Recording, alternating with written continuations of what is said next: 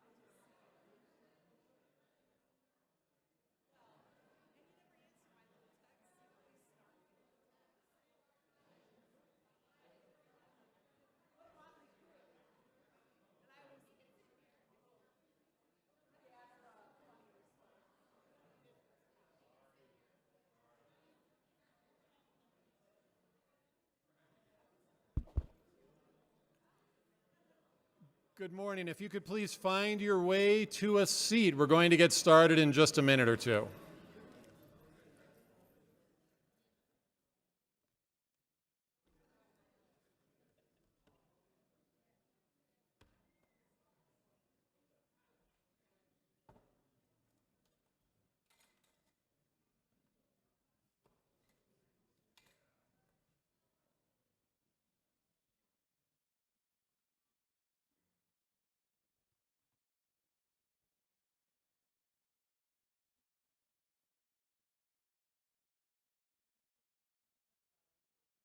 It's a great song. It's okay.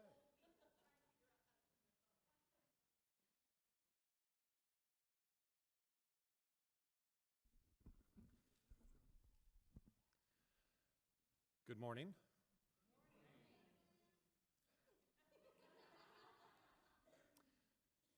As Jessica noted, my name is Judge Rick Williams. I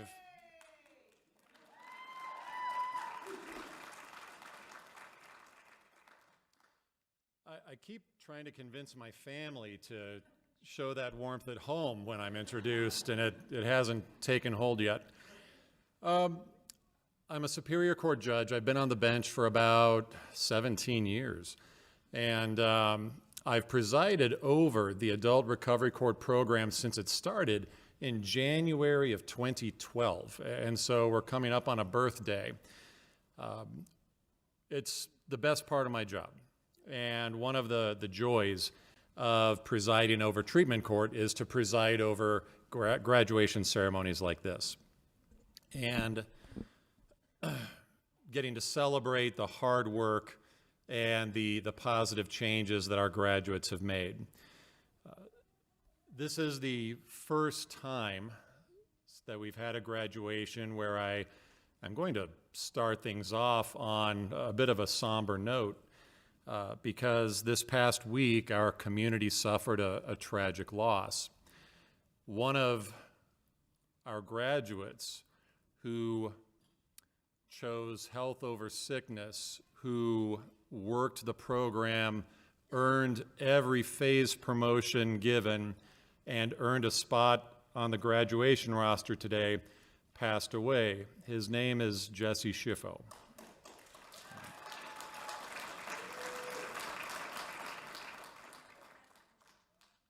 He passed away due to some health complications.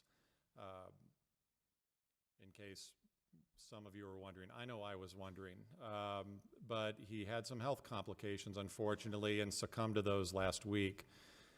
He passed away sober and with strength and with love and support. Jesse's father is here today, and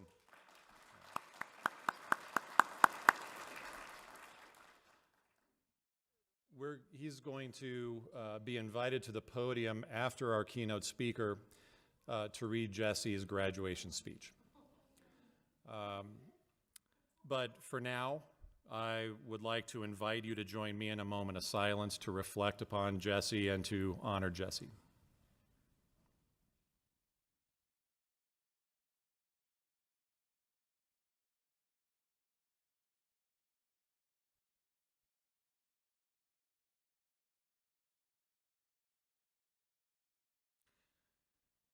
When someone we care about passes away, we mourn.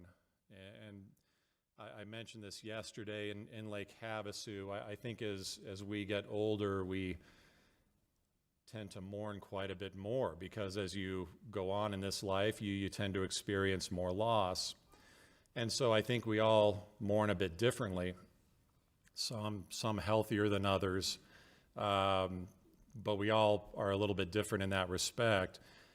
My encouragement to our participants in Lake Havasu, and it's my encouragement to everyone here, whether you are in the program or not, whether you're supporting someone in the program or not, is to just remember the connections that are available, remember the support of the community and the love that can help, because much like recovery, grief is not something that you should carry as your own burden.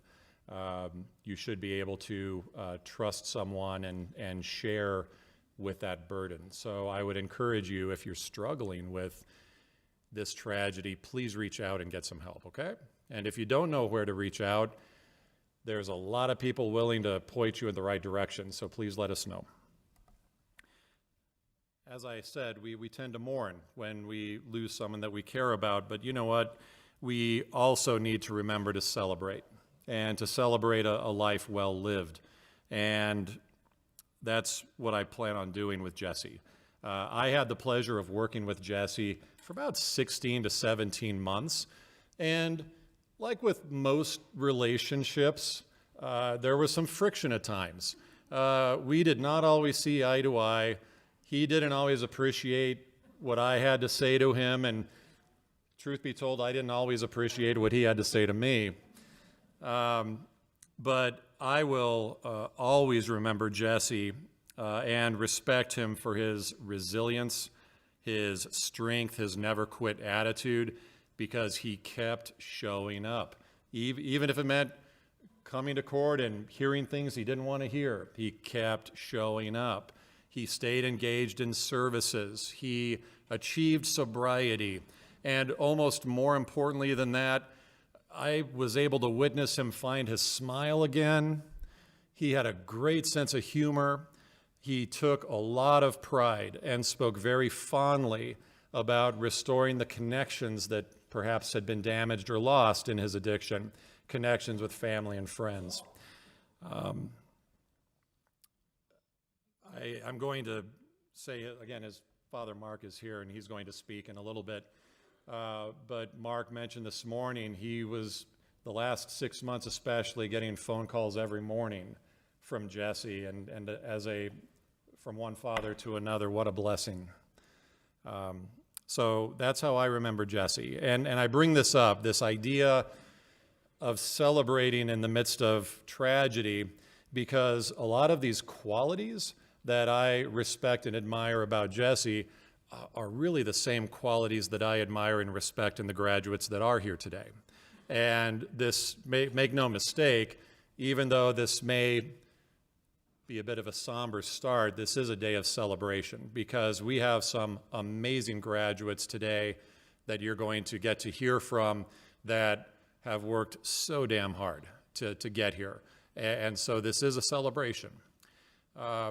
They chose life over despair. They chose connection and community over isolation, and they thrived as a result. So to shift gears a little bit, I would like to start, well, while I'm thinking about it, I'm about to introduce our keynote speaker, someone that I regard as a very important connection of mine. But before I do, could I see a show of hands?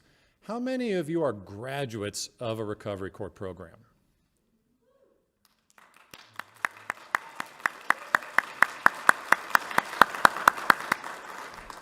Congratulations, and thank you for being here, for your support.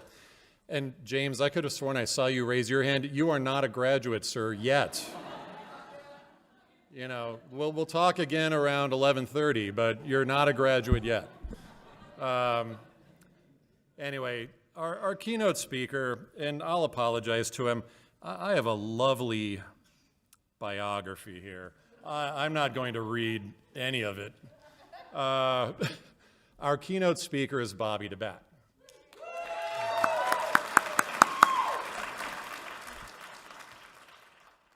Bobby is the clinical director of WestCare.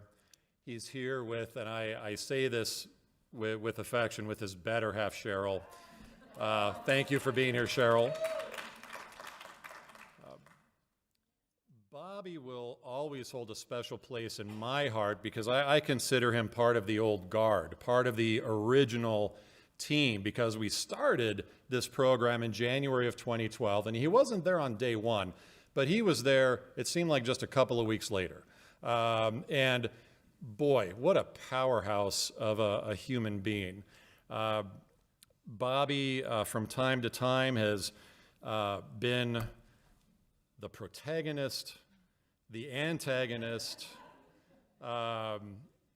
passionate supporter of all of our clients, not afraid to debate a point, not afraid to ask questions, not afraid to challenge, respectfully, of course, but to challenge and engage in healthy debate about what we do and why we do it and what the goals are. And truly became a leader and someone that I respect and admire. Again, Bobby has been a lot of these things, these adjectives or titles to me. I am proud to and privileged to consider him a friend and someone that I rely on when I need advice. He is a stalwart of the recovery community, which is a kind way of saying that he's getting old. But I am very privileged and, again, proud that he's agreed to speak and share a few words today. So please join me in welcoming Bobby DeBatte to the podium.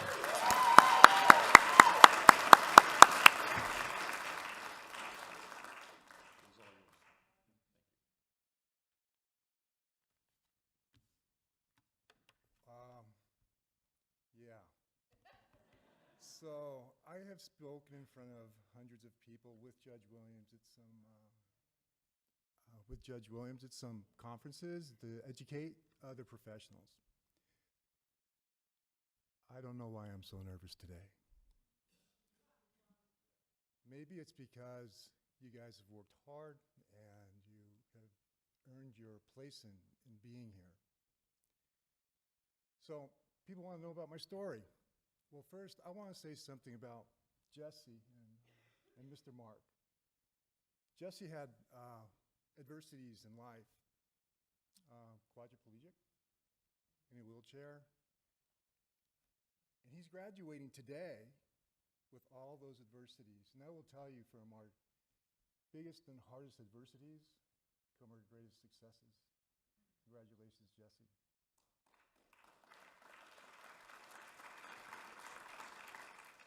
Okay, well, let's start here. So my name is Bobby DeBatte. I'm the clinical director of WestCare, Arizona.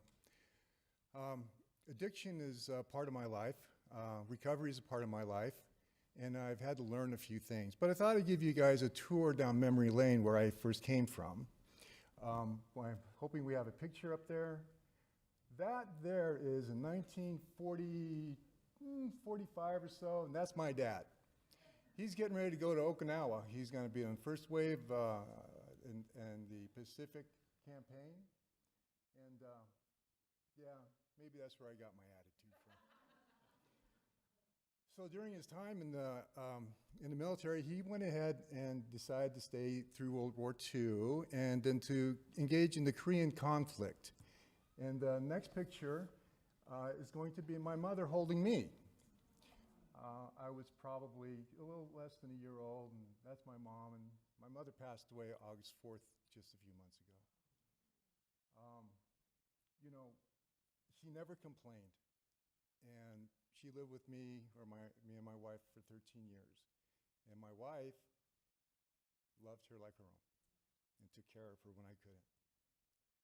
Well, through all this time, my father decided to go ahead and create an outcome of the Korean conflict, which was me. In the next picture, that's me. In South Korea, I was born there in the mid 1950s, and I was their outcome. It should be a joyful story. In the next picture, you're going to see me at me at the age of 18, getting to go to prom with a girlfriend, and that was a story, and we'll save that for later. The next picture you're going to see is a picture taken by my wife. That picture was taken in 1990. That's the last picture I had with my mother and father together. I think if I'd known that was going to be it, I might have taken more pictures, but I wasn't quite straight at that time with those sunglasses and that haircut. So, addiction. Addiction comes in many forms, and it has no boundaries. It doesn't care if you're rich or poor, if you're white, black, Irish, or if you're Oriental from Korea. It comes, and it comes for us all. We have to learn to do something with that. So, people always want to know your story a little bit. My drugs of choice was cocaine, crack, heroin, methamphetamine. I was an IV user. I have overdosed, I have seizured. I have done all those things that every one of you may have experienced as well, and your families have experienced. There was something that I learned during my process. It's our responsibility as becoming healed to heal our families. Our families have to recover from us just as well. And sometimes they get to the point of that tough love of like, so you're clean today, Bobby. Let's see how long it lasts this time. My father had a favorite saying he would tell me when I was doing goofy things. He says, I can't believe you got my blood in you, kid. And I live with that every day, and I think about it often. So through my overdoses and seizures, my children witnessed those.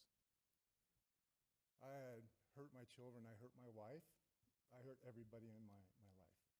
And if you were part of my life at that time, I would have hurt you too.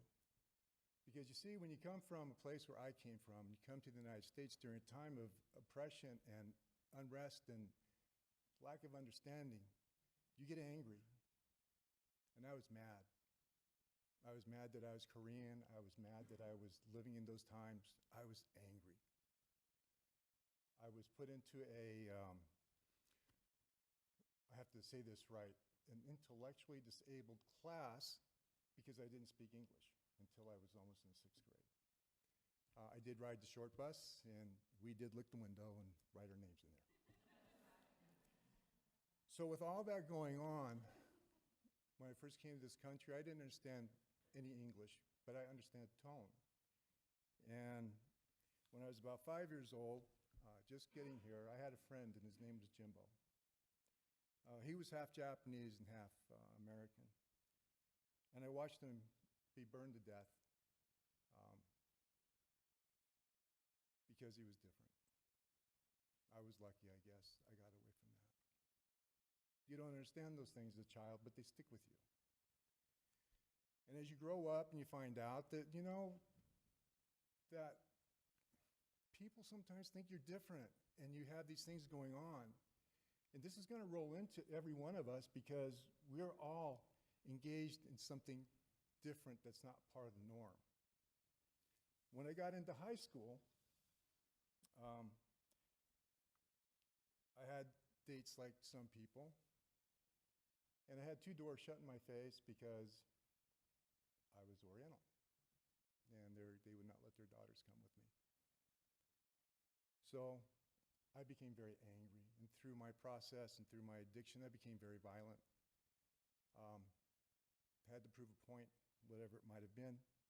I had to be right, and everybody else was wrong. So as time goes on, many of us have seen like these documentaries on TV. you know, that kid in that neighborhood. My wife so elegantly let me know, which I didn't know this, that I was actually living below the tracks. And I said, well, of course I do. We are south of those train tracks. What she meant was I lived in a neighborhood that wasn't all that great. I didn't know that. I thought we all lived like that. And I thought that everybody lived like I did. So I didn't really understand what that meant. But what it did for me in growing up, it showed me ways of living that were not good, were not cool. Seeing people there fighting, stealing, robbing, drugs, alcohol, exploiting women. I mean, you name it, it happened. Many of you have experienced it as well. I think many of you are starting to recognize something here. I'm hoping that you do. And it's something that Hildy Angus, our senator today, had mentioned to me. She said, basically, it's the same story, different people, different places, different times. So as time went on, I was introduced to cocaine. And I started to use cocaine, and honestly, that was the key that fit the lock, right? Some of you guys understand what I'm saying. It's like, you know, we don't go out looking for drugs to go ahead and calm our nerves. We don't go out looking for alcohol to calm our, we don't know that in the beginning. It just happened to happen. And it's like a key fitting lock. It worked, we thought. It took over my life. It sent me in directions that I couldn't imagine. And it's almost surreal. We're so weird because I would never do those things today, like some of you are thinking. Some of you that have moved on into your recovery, being a little bit more than just clean, one of the things I believe is that there's a difference between being clean and being sober. Being clean, to me, just means you're not using drugs or drinking alcohol. Being sober is a way of living, a way of doing things. That comes a little bit later. So going through my life and becoming this person, my addiction was interrupted on February 12th, 1988, when I met my wife. I didn't know what was going to happen. She was wearing some tight blue jeans and a shirt.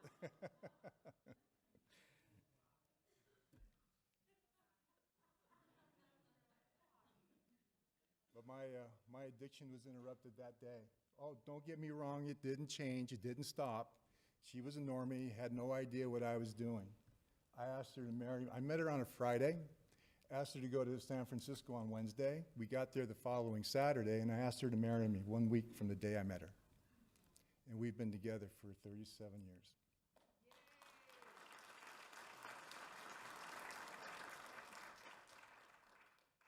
Thank you, Cheryl. I abused my wife and I abused my children, my addiction. My wife had no idea I was doing drugs for the first 2 or 3 years. Had no idea until she found the alcohol wipes in my jeans. Yes, I was that IV user. I had alcohol wipes. And she said, what are these for? And I said, oh, I burned myself at work. And she says, you don't use alcohol wipes to wipe off burns. I said, you don't? But there was something inside of me that wanted to come clean.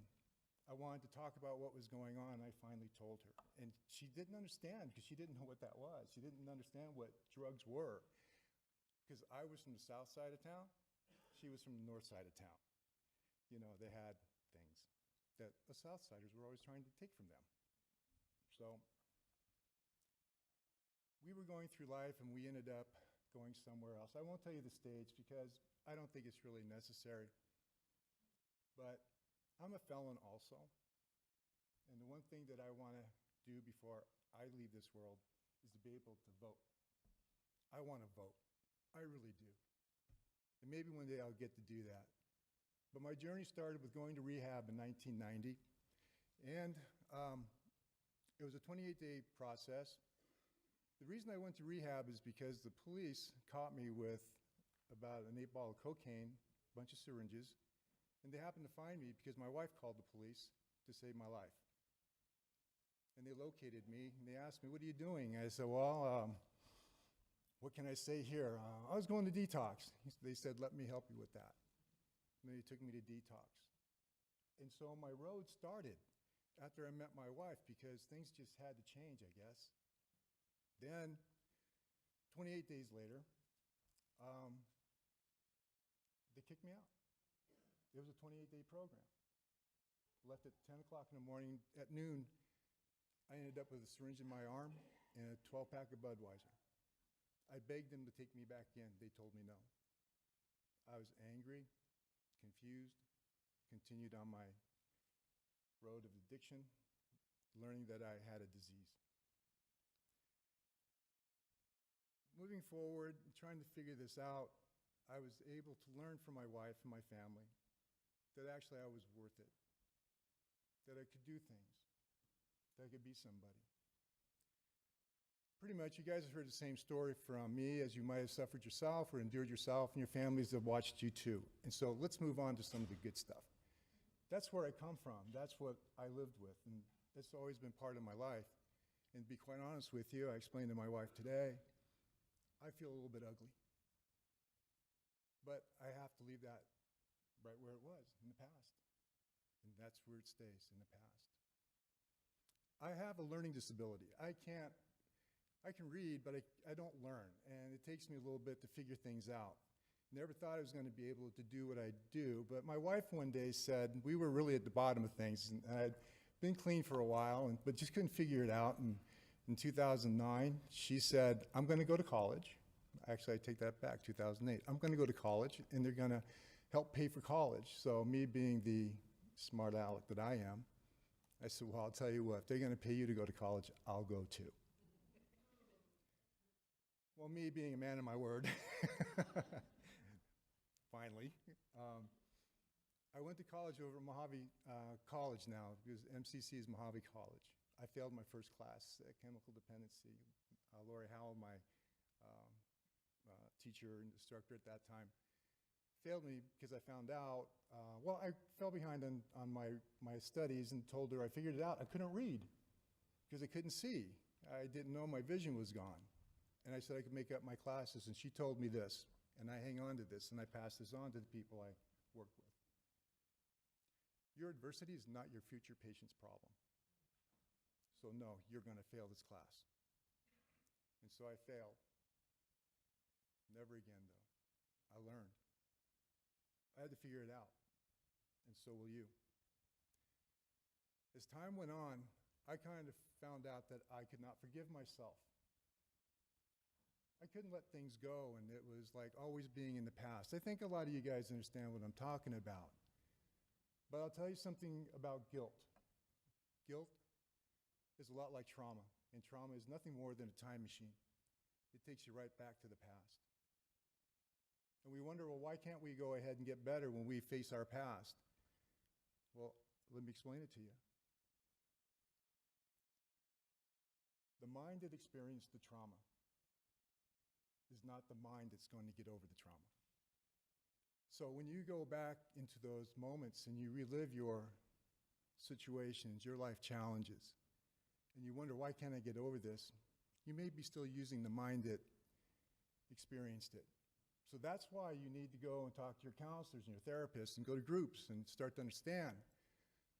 As Gestalt therapy says, and I know Judge Williams is going, oh, here we go.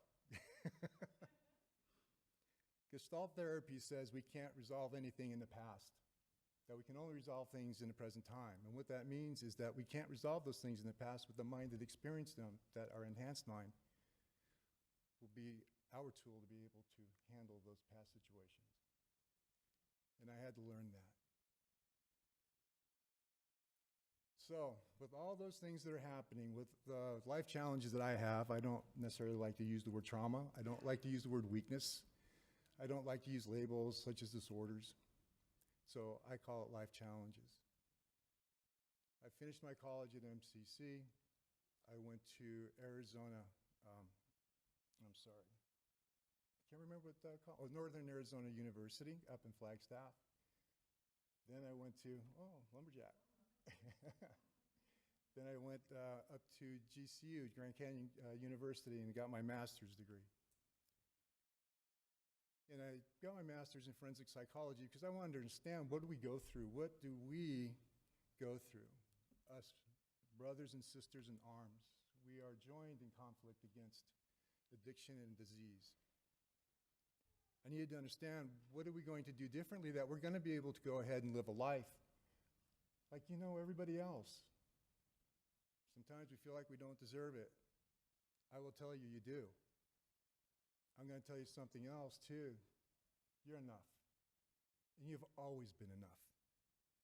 And you're going to make decisions and choices. And the thing that you need to do is this, is to remember, I'm here as your peer. We are all peers. I don't care where you come from. We are peers because we are one bad decision from wrecking it. One bad decision from wrecking it. Every one of us. Doesn't matter if you got addiction in your life. It doesn't matter. We're one bad decision from wrecking it. So I started to learn, about why we do the things we do. And here's something. We have this thing we call doing something over and over again. It's called what? Insanity. There's also another word. It's called perseveration. We do things over and over, and we don't know why we do it. I know some of you felt that way. And you know what? Some of your important people, your loved ones, looked at you and said, "What are you doing?" And you said, "I don't know." And that was a true answer. But as you move on, you find out that you can make good decisions. You're going to find out that life is not going to be easy, and you're going to make decisions, and you're going to make mistakes. But I'll tell you this too, you are not your mistakes. Your past does not define you and is not your identity. Your today is going to be your tomorrow. And even though I told you that you're one bad decision from wrecking it, just like I am, you're but one good decision from making it. And you got to remember that. One good decision from making it. Some of you here are in the early stages of recovery and thinking, "Okay, old dude, thank you." I've heard it over and over and over again. For those who are still in denial, I will tell you, quit gaslighting yourself. Quit using that energy to support something that has devastated you and your world. You can move on, and you can make good decisions. I'm not going to stand up here and say, if I did it, you can do it. We hear that a lot. But what I will tell you is that your best days are ahead of you. Jesse and Mark got to have their connection. If I may share, sir. He explained that past 20 years, they couldn't talk. They were estranged. And through this program, they start talking to each other every day at 5 a.m. Father and son, as Mark called it. Yeah. The opposite of addiction is connection, those types of connections. So, as we move on today, I'm just going to read a little thing. Now, I'm near 70 years old, and my eyes are failing me a little bit, and these are not good enough.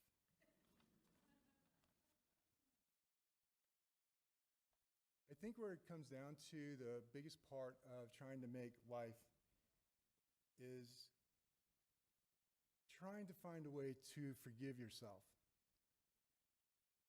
Trying to find a way where you don't get angry at everything in the world because you've made some poor decisions. What you can do is try to educate your loved ones and explain to them. Set some boundaries quickly. So look, I'm trying to get it straight. I don't know what I'm doing. But some of the things that we talk about hurt me, and I know that some of the things I talk about hurt you.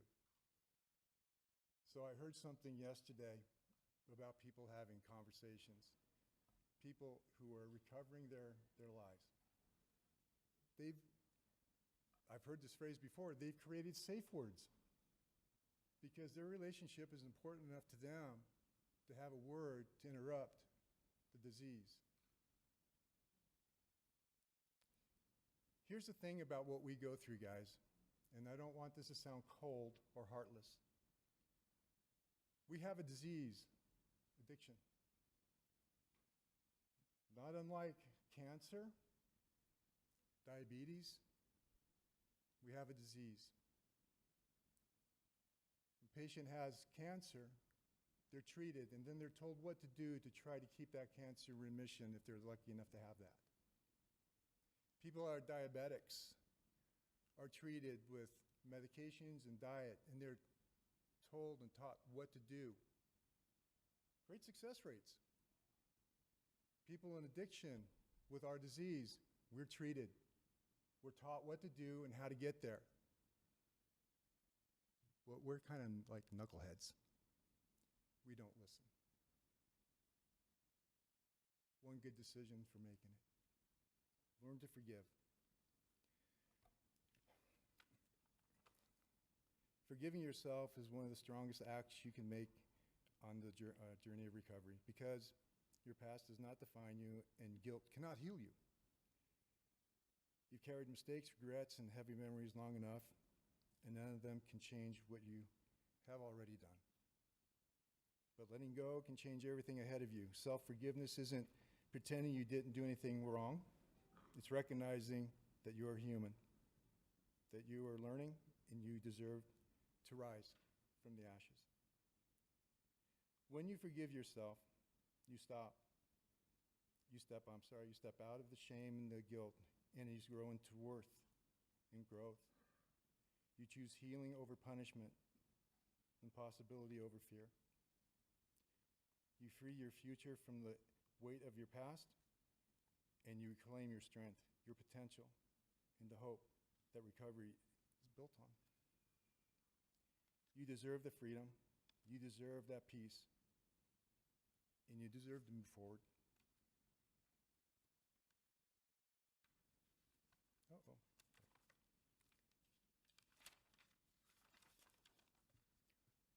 Life is too short to stay stuck in the past. Your best days are ahead of you for sure.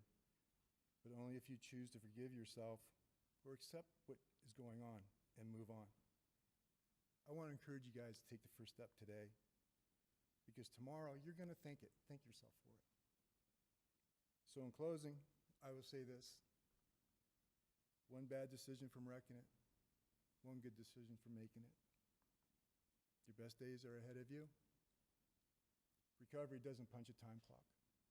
It doesn't take weekends off. It doesn't call in sick. It doesn't take holidays.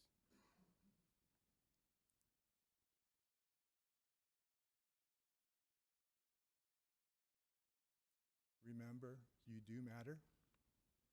You are important. And you are not a throwaway person. Thank you.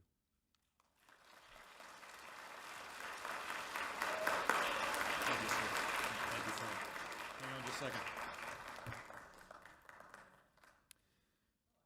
We'll get to our graduates in a moment, but I would like to present Bobby with a commemorative coin that was designed by, I believe, Alan Palomino and his team many years ago. Every graduate gets one, and honoraries, dignitaries like Bobby get one. Mojave County Drug Court with the stamped Supreme Court, State of Arizona on one side, and the inscription on the other side. I now have the tools, strength, and ability to overcome all challenges. Bobby, thank you very much for sharing with us today.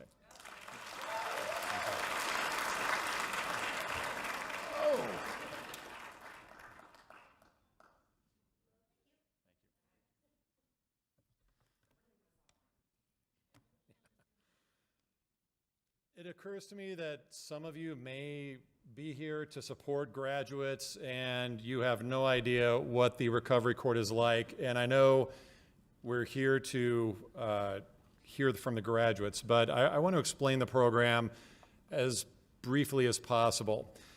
Simply put, the Recovery Court program is a form of probation that is the toughest form of probation there is, in my opinion. Participants have to complete 5 phases in order to graduate. The entire program lasts approximately 15 to 18 months. When they start out, they're expected to come to court weekly. They spend an entire morning listening to me, which is like cruel and unusual punishment, you're thinking to yourself. And they get to listen to Judge Demke too, which is probably far more enjoyable. But they have to come to court weekly. They have to meet with a probation officer weekly. They have to test randomly for the presence of alcohol or drugs at least twice weekly. They're expected to enroll in services, and the norm is usually a minimum of about 9 hours a week of group therapy and counseling.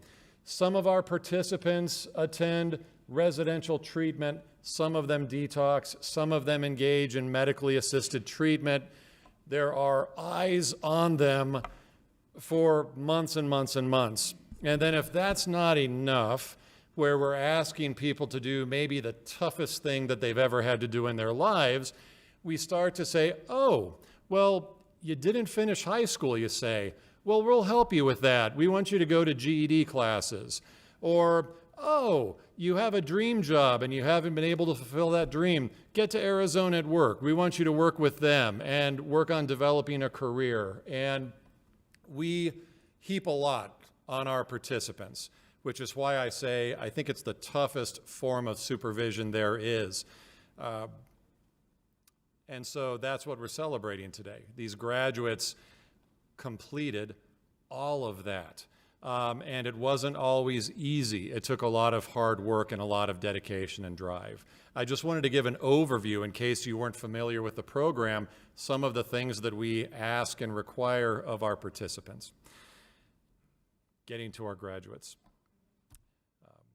Our first graduate is Jesse Schiffo. I'm going to ask his father to please come on up to the podium.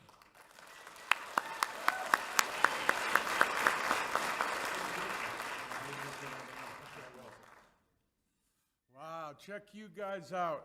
First of all, I want to say I'm really proud of everybody here. My name is Mark Schiffo. I'm Jesse's father. I'm known as Tow Truck Mark. And Jesse is Jesse Tow Schiffo. His middle name is named after me. And I want to read his speech. He was really proud of being a part of you guys, man. And anyway, recovery graduation. Can everybody hear me okay? Yeah, a little better? Recovery graduation speech for Jesse Tow Schiffo. My name is Jesse Tow Schiffo. I can't tell you how proud I am of myself for being where I am today. When I first joined the program, graduation seemed like an impossible task. My addiction started when I was paralyzed 25 years ago. As a kid, I was very motivated and career focused. I was about to take over my dad's towing business. That was all I ever wanted to do. And it took me one moment to take all my dreams away and change my life forever. The accident paralyzed me from the neck down.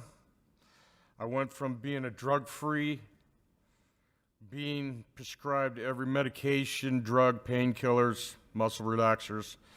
Then after a while, they had to cut me off, which resulted in friends acquiring street drugs to get me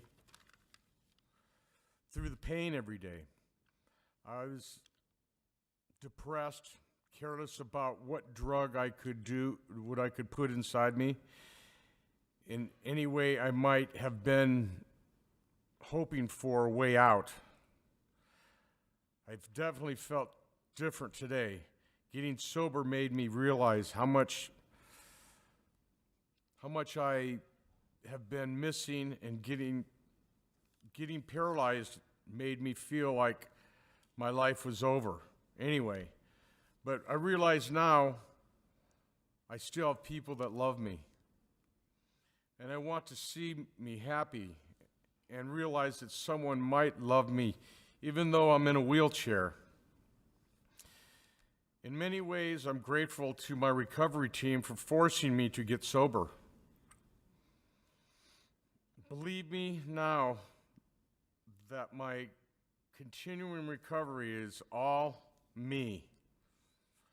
I am happy with my life. I'm happy with relationships I was able to reconcile due to my recovery, because I couldn't have done it alone without ID like you. To end this with a big thank you to my recovery team for for guiding me through this. I'd like to thank my my caregiver, Donna, for getting me to meetings and keeping me on focus. Thanks to my girlfriend and my sponsor for moral support available 24/7.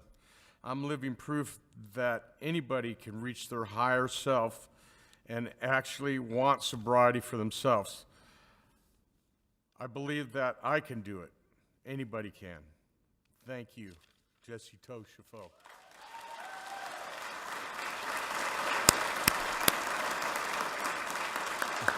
Thank you, Susan. All right.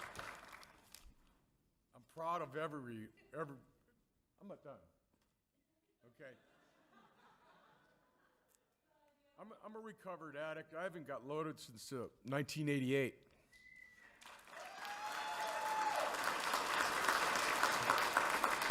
The fear of law enforcement, you know, them prick cops.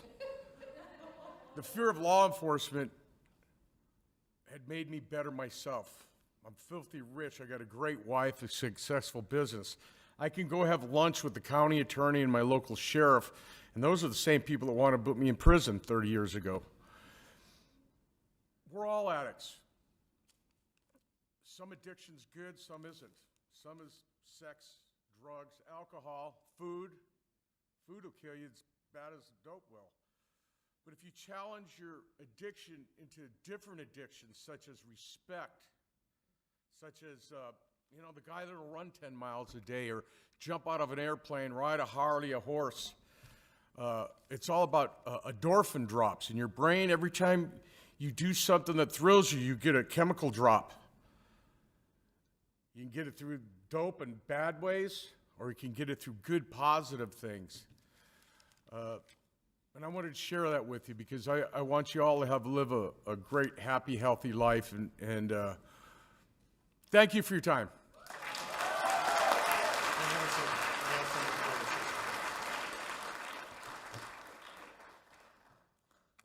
Really appreciate you being here, sir. And we would like to present you with Jesse's graduation certificate, as well as the coin, the commemorative coin that he earned. And This will hang on my office wall forever. all right. And would you be willing to take a picture with me? Yes. Here we go.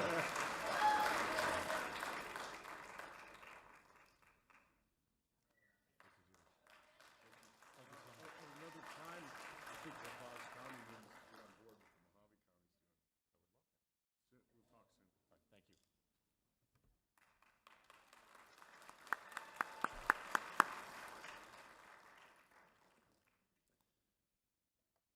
We're going to move on to our Bullhead City graduates, and we've got a few.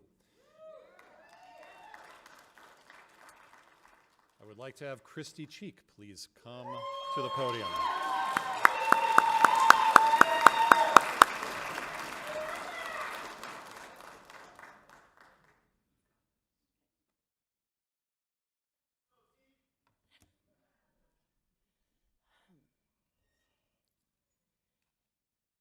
Hello, my name is Christy.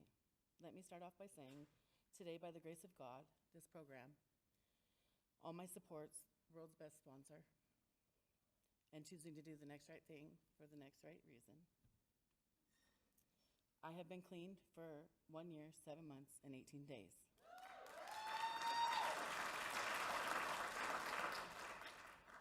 Now, a little about me. For over 26 years, I was addicted to everything. If it wasn't some kind of drug, it was alcohol. And with that comes horrible choices, the wrong crowd, and a criminal mindset and way of life, which is what ultimately landed me in this program. A little backstory. On the run for over 3 years, I had the pleasure of my first encounter with Mojave County Sheriff Deputy Lopez. Little did I realize then he would forever be a positive part of my story. I didn't feel that way in the moment, not realizing Mojave County Jail was inevitably my choice 3 years prior, no one's fault but my own. Still stuck in the mindset of, I don't deserve to be here, I actually did. Then on to meeting Judge Sipe, and him having compassion that I cared for my dying son, he granted me probation. Still high as a kite, I met my probation officer, John Dees, and the voice of reason, explaining to him about my dying son, and admitting to him I'm still using, he gave me the option to be a part of this program, not realizing how much I ended up needing it and every single person that is a part in it. I went home, seeing my dying son, and knew I most definitely needed it. That night I flushed all my drugs and called taros on my son that chose not to medicate being type 1 diabetic, giving up on life for far too long. Enough was enough. And once again, to my rescue, Deputy Lopez came to escort my son to get the help he needed. I will forever be grateful for that deputy. Because of him, I not only no longer had to constantly look over my shoulder, but I got to have my son 4 months longer than I would have. 2 months into my sobriety, my son passed away. If it wasn't for support groups I attended required in this program, the other clients that will forever, now and forever, be actual friends, and support from each and every person that is a part of this. Susan, always reminding me it's okay to not be okay, that she is here for me. Judge Williams, being the best judge ever, holding me accountable, but reminding me to reach out no matter what. Ashley LaFlame, giving me the best advice, teaching me there will always be sunshine after every storm, never judgmental, and helping me relearn so many things about myself that you forget in addiction. Selena, you're just the best. Mom, my best friend. You are the true definition of what a mother is, and I love you. My husband, my rock, my go-to, my everything. I love you. Amber, best sponsor ever in my book, the most inspiring person I know that I can call no matter what. Thank you, Amber. I love you so much. And last, but by far least, Alyssa. I could be here all day. I love you, Alyssa, and I appreciate you beyond words. Always a phone call away, not looking at us like we are just another client, showing concern, care, and so much compassion for all of us. I'm honestly going to miss you most. If anyone deserves the Shining Star Award, it's most definitely you. And to the rest of my family and friends, thank you for believing me when I didn't believe in myself. Who knows where I would have ended up. And my dad, that doesn't like to leave the house. My beautiful daughter, and my sister that drove over 200 miles to come to my graduation. I love you guys. This program was the best decision I have ever made. I have learned to love myself again and that I am worth it. For the newcomers, it might be a struggle at first and frustrating at times and seem difficult, but I promise you it's worth it and you're worth it. Just trust the process. And to all of the team, just know there would be no me without all of you. Thank you for everything.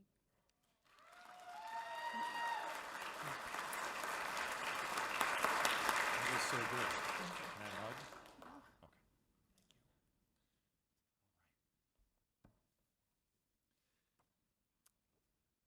The microphone probably didn't pick up. I was apologizing to Christy for the rabble rousers in the second row here. All that, oh my God. All right, anyway. That was a joke, of course. We have a certificate of graduation for you, Christy, as well as the commemorative coin. Congratulations on your graduation. Thank you.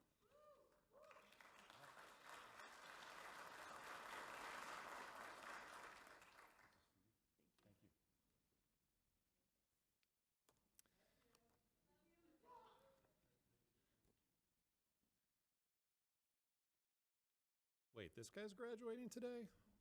Sorry, I'm just kidding. James Mills, come on up.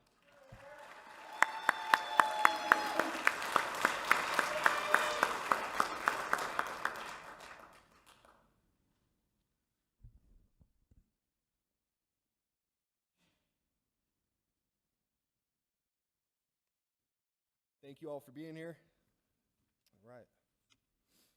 My name is James Mills. I have 18 months and 8 days sober.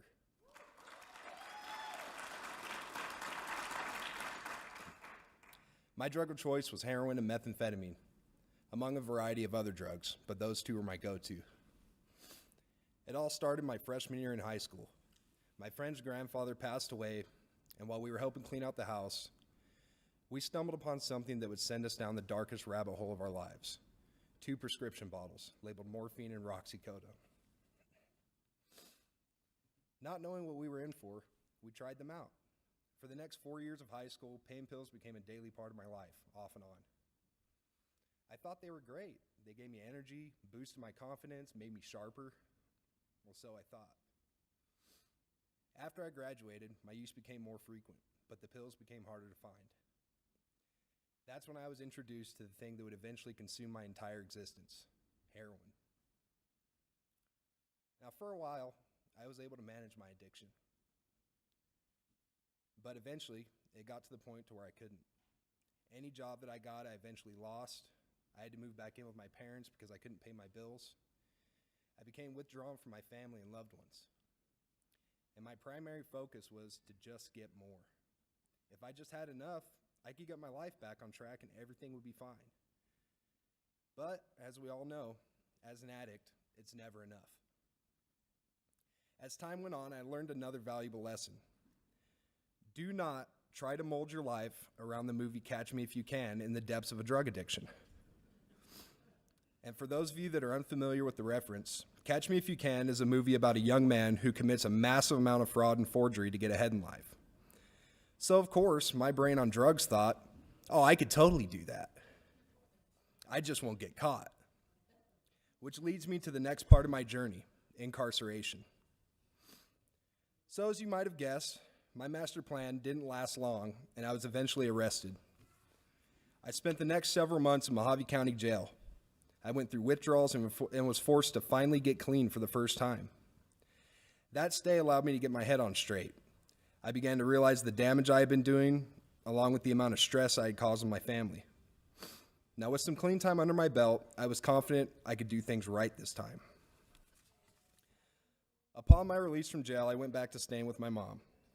After a few weeks of searching, I got a job working for a buddy from high school. I felt like I was doing pretty well with getting my life back on track. So I decided to give myself a reward. I started using methamphetamine again. I justified it in my mind by telling myself things like, well, meth wasn't my downfall, it was the opiates. Or, I'm tired, I need a boost. I went on like this for a whole year, using meth every day. In my mind, it was all right, as long as I stayed away from the opiates. And then came my yearly report with my probation officer. She had realized I hadn't been tested for an entire year, even though my PSI had clearly stated substance abuse issues. Naturally, I was ordered to provide a urine test at WestCare the very next day. Now, I was in a full-blown panic. How am I going to pass this test? I ran all over town immediately to try and find a way to pass my urine test. I ended up buying a detox drink from a local smoke shop.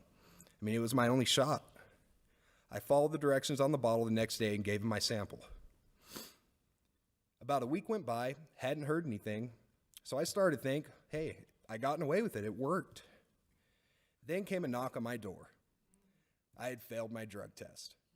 I was assigned a number, was told to call in daily to see if I had to test. Well, now it was time to stop using, right? Wrong. It was just time to really do some research on how I was going to beat the system.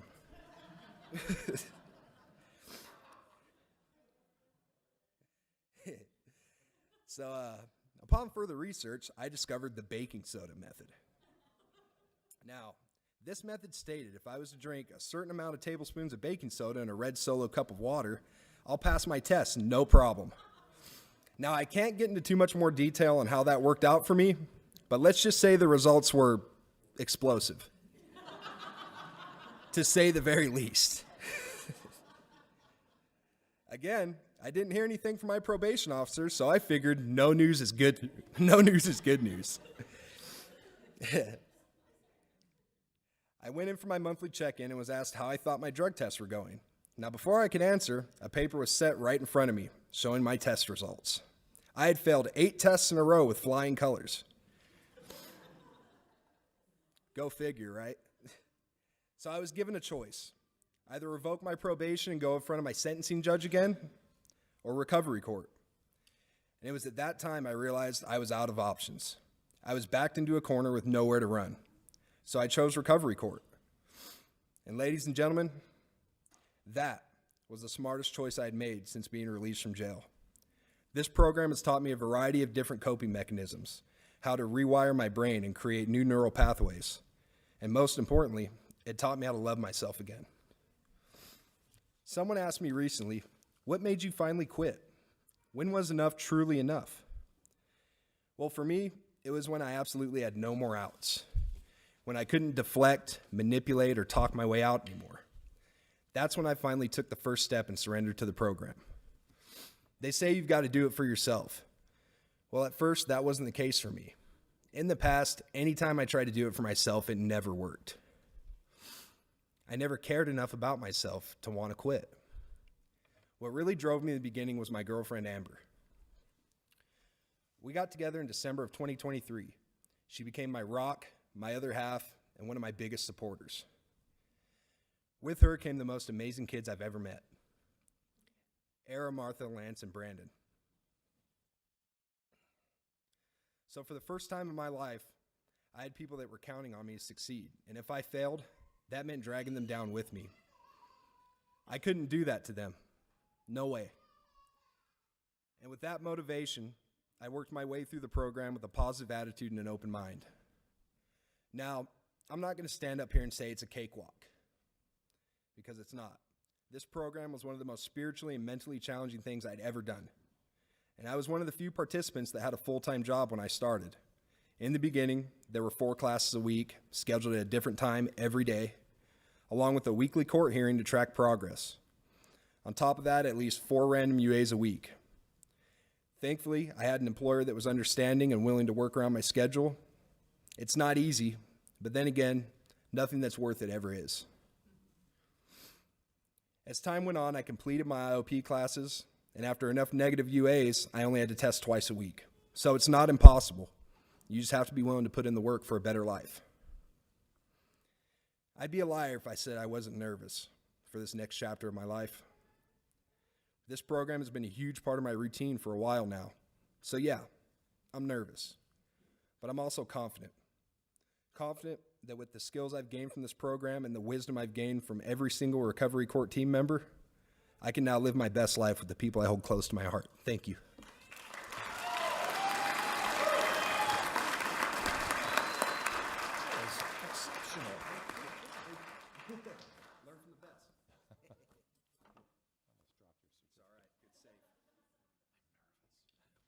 James, congratulations. That was amazing. This is your certificate of graduation and commemorative coin. Thank you, sir. Alyssa's going to take a picture. I don't know. I usually shake your hand. Yeah, we'll do this. Got my hands full. I wasn't prepared for that. There you go. Thank you, sir. Bring it. Our last graduate from Bullhead City, Joel Nicholas. Come on up.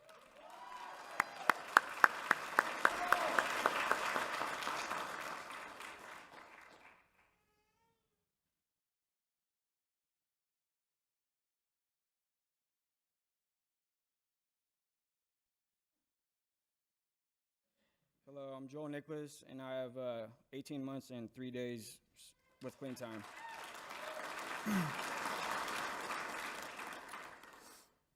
When I first came into drug court, I didn't really know what to expect. I was used to doing things my own way, and honestly, my way wasn't working. I was tired of letting people down, tired of disappointing myself, and tired of being someone my family couldn't count on. This program gave me the chance to turn that around. It wasn't easy. There were times I wanted to give up, times I didn't believe I could do it, but with the support of the court team, my friends, and my family, I started to see that change was possible. Today, I'm proud to say I have a job. I show up every day ready to work. I've learned what it means to be reliable and responsible. I've become a better father and a better family member, someone my son can look up to. Most importantly, I've learned to believe in myself again. I'm not the same person who walked into this program. I'm stronger, more confident, and focused on building a life that my son and I can be proud of. To everyone who has supported me through this journey, the court, my treatment team, my family, and friends, thank you. You believed in me when I didn't believe in myself, and I'll always carry that with me. This isn't the end, it's just the beginning of a better chapter. I'm grateful for the lessons, the structure, and the chance to start over. I'm leaving here with hope, purpose, and determination to keep doing the right thing. Thank you. Well done.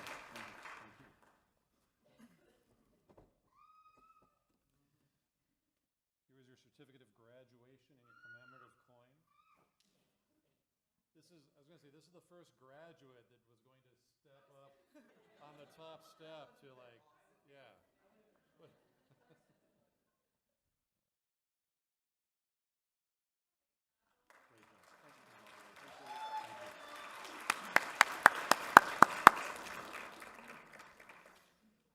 All right, so the rest of the program is all Kingman.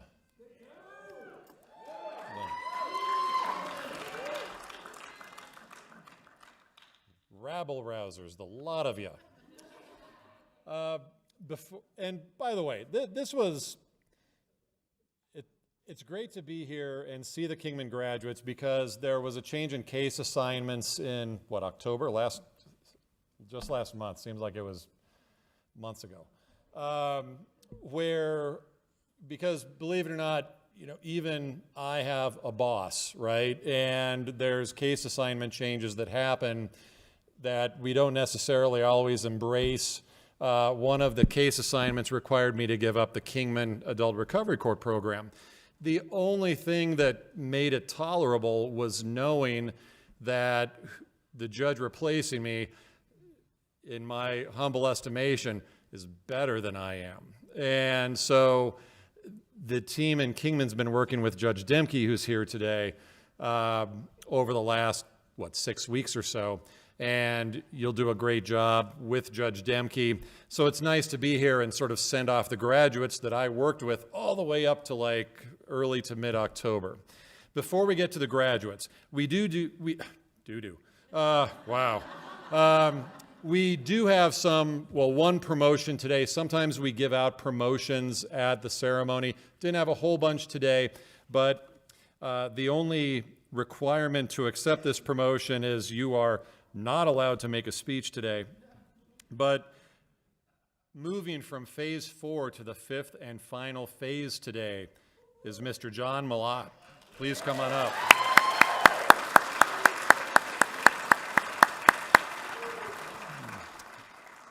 We anticipate John will be first in line for the next graduation ceremony. Congratulations.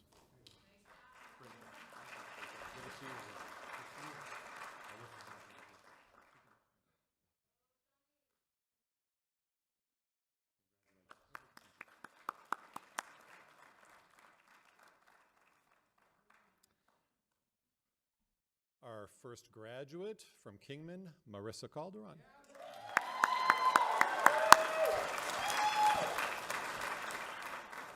It's great to see you. You too. We've got this. Feel free to. Good morning, everybody. My name is Marissa Calderon. I was born and raised in San Bernardino, California. I was raised in an abusive, dysfunctional family. I had an alcoholic for a father and an absent mother who was getting help for her own addiction. I remember I didn't have a normal childhood. Instead of being like other kids and being able to play outside, I was stuck inside cooking and cleaning and taking care of my father and my 2 younger brothers. When I was in school, I did okay. However, I was called to the principal's office quite a bit to discuss my younger siblings. I had to grow up fast and take on adult responsibilities when I was still a child myself. When I was 10, I remember smoking my first cigarette and becoming addicted to them. By the time I was 12, I had tried to smoke marijuana but did not like the way it made me feel. I was with my cousin one day and tried meth for the first time, and I instantly fell in love with the drug. and it was off to the races. This started my spiral down the rabbit hole called addiction. I couldn't get enough. And I would run out, when I would run out, I would feel sick and wonder why, not knowing that I was dope sick. By the time I was 15 years old, I was in full-blown addiction, stealing and doing everything in my power to get high. When I was 27 years old, I moved out of California with my daughter's father and decided I wanted to get clean, but I did not want to ask for help. So I quit using drugs cold turkey and was thankful that I did. Shortly after moving from California, I found that I was pregnant with my daughter. I felt like she saved me, and I was able to stay clean for 7 years. When her father and I separated, it was difficult for me to see her. Her father took custody, and I had a difficult time dealing with that. I moved to Kingman with my new partner, and 2 weeks after I celebrated 7 years of clean time, I relapsed and did not tell anybody. I started to spiral out of control, and I started losing relationships with my mother, stepfather, and siblings because I didn't want them to know what I was going through. I had my addiction, and I was homeless, and I was selling drugs just to survive. I was deep in my addiction and only going deeper. One day I heard a knock on the door, and I was greeted by undercover detectives. I knew right then and there that I was in trouble, and I would be going to prison for a long time. The days leading up to my sentencing and not knowing what was going to happen scared me. I went into my last court hearing ready to be sentenced to prison, but I was given a second chance. I was placed on intensive supervised probation and placed into adult recovery court. Even with the second chance, I was not ready to give up drugs. I would get high and I would start crying because I knew I didn't want to continue this lifestyle, but I still had a hard time asking for help. One day I went to Mojave Mental Health and I was taking a detox at Pathways. And after 3 days, I checked myself out. Probation and Recovery Court decided I needed to go to Revive. I fought against it until the day I was in the parking lot of Revive, getting high one last time before I walked into the doors and started my journey into recovery. It was rough in the beginning because I was scared and withdrawing. The first week and a half, I kept telling myself I could do this, but a big part of me started doubting myself, and I didn't know if I could do it and stay clean. It took me over a month to even feel normal. I started to learn how to cope with my addiction every day and got better. I started to become hopeful and alive again, which is something I haven't felt in a long time. Being at Revive not only taught me things about my addiction, but it also taught me things about myself. Now that I've been in recovery for over a year, I still have days that I struggle and I crave, but I remind myself of how far I've come. I have a strong support system that has helped me get to where I am and has played a huge part in where I am today. I want to thank my friends and family that stood by me, also the Probation and Recovery Court. Finally, I would like to thank Michaela and Jackie from Mojave Mental Health. Without the help of these two, I don't think I would have made it this far. To anyone that's still struggling, the hardest part of recovery is asking for help in the beginning. Addiction is the hardest demon you will ever have to battle, and it's a lifelong battle, but recovery is so much better.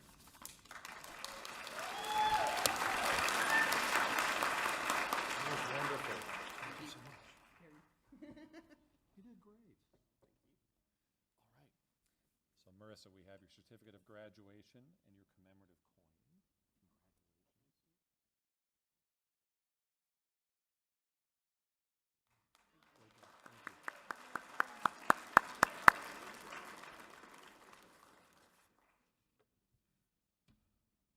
Our next graduate from Kingman, Laura, please come on up.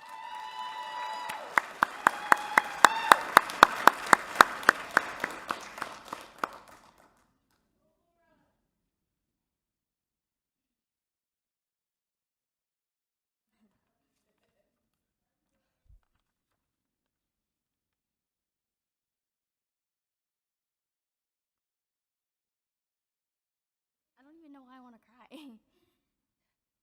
My name is Laura, and I'm an addict in recovery. The road to where I am is not easy, and has not been easy, but it has been the most worth it. I grew up in a house with alcoholics, so I was never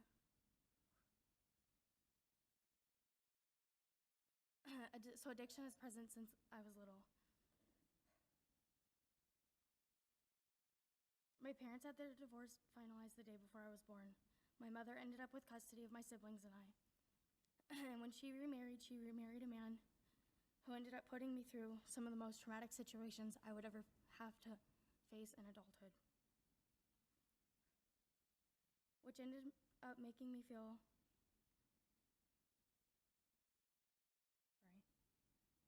like I wasn't good enough for anyone or anything. At the age of 7, I was removed from my mother's custody and put into CPS, foster care. My whole world had been turned upside down. I was taken away from my siblings and everything I had known at that point. Soon after being rescued from the mental, physical, and sexual abuse I was placed by my stepfather, from my stepfather, I was placed with my biological father, where I learned the illusion of becoming a functional addict. My father was the captain of the fire department, and his wife was a woman who would become more of a mother to me than my biological mom. I never felt I belonged, though. I started trying to find ways to feel, started trying to find ways that I could feel something. That's when I started smoking and drinking at 10. I eventually fell into the wrong crowd, and one thing led to another. I met a boy. That boy was way older than me, had no business being with him, and that's when the hard drugs had hit. By the time I was 14, I thought I was an adult. I had left my parents, left everything behind to become independent. I moved to Vegas by myself to get clean. I knew that that was the life I didn't want to live, but I still ended up taking me and my traumas with me.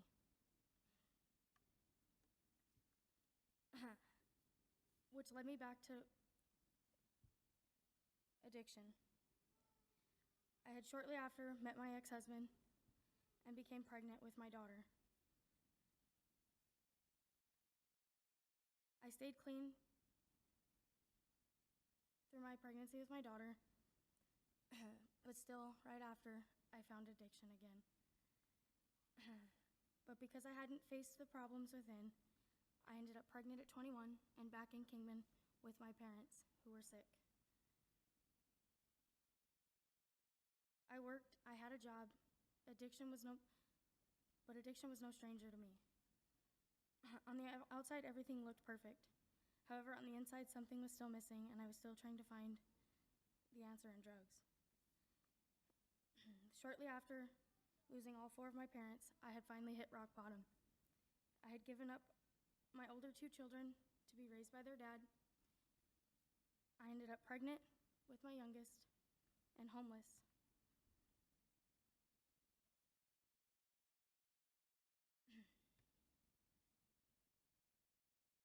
It wasn't until finding Narcotics Anonymous while I was pregnant with my son that I thought maybe I could stay clean.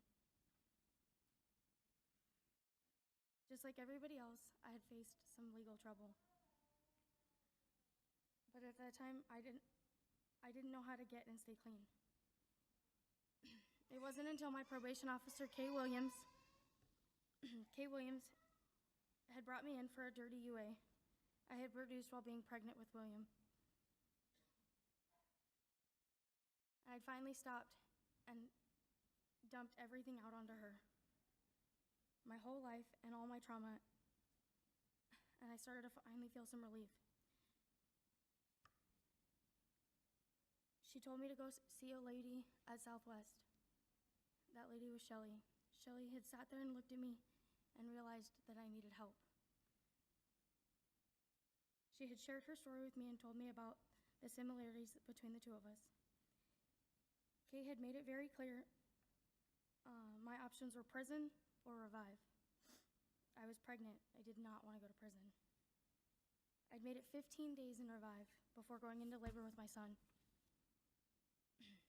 Being life-flighted to Vegas, where I had William, I spent 2 weeks in the NICU with him. But I had been beating myself up over the crappy choices I made while pregnant with him. I hated myself because I had put this tiny boy in a position and all I could think about was getting high. The obsession had gotten worse.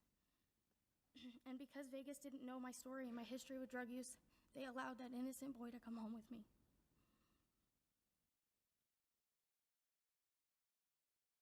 Even after knowing I very much did not deserve the second chance I had been given by my higher power, the night I came home with my son, I was right back to my same old antics.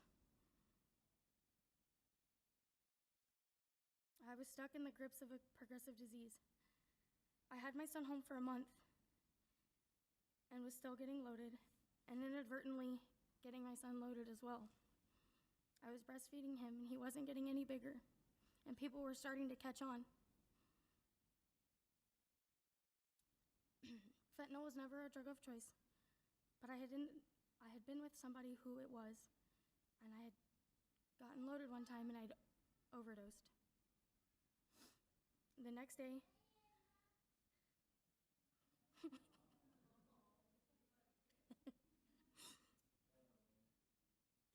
when I woke up and realized where I was and what was going on in my life, I was in full panic mode. I knew I was going to be in serious trouble. I thought I was going to lie and no one was going, I thought I was going to lie and no one knew I was getting loaded. The first thing I did was call Kay, and she told me to go to IOP. When I went to talk to her, she told me that I was going into drug court. There was no choice.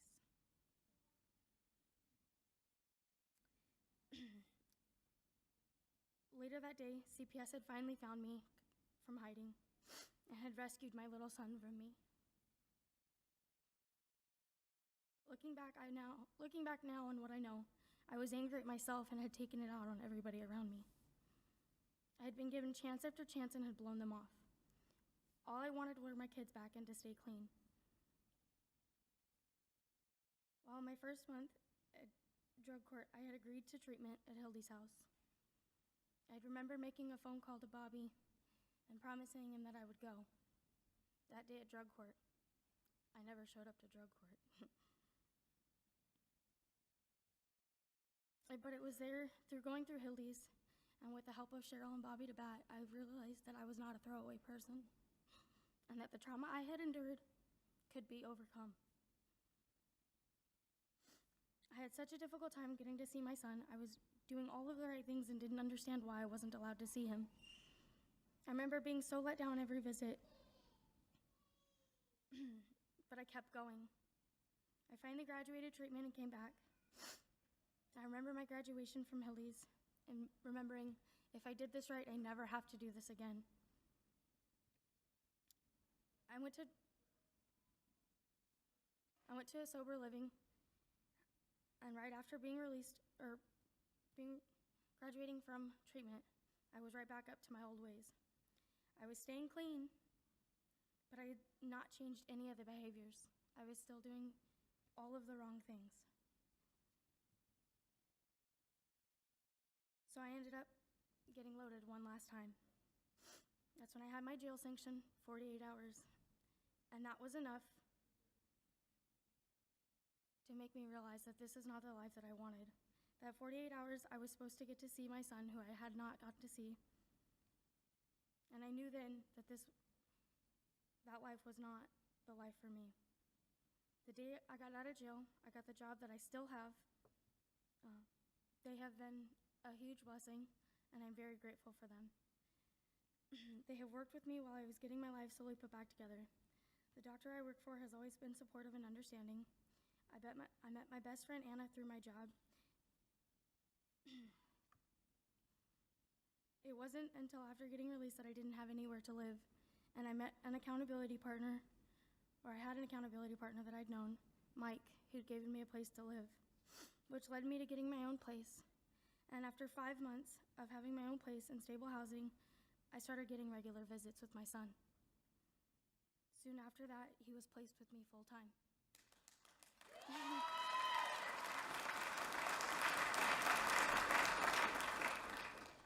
He gets to spend the day with a woman I'm very grateful for. She picks him up from daycare and hangs out with him.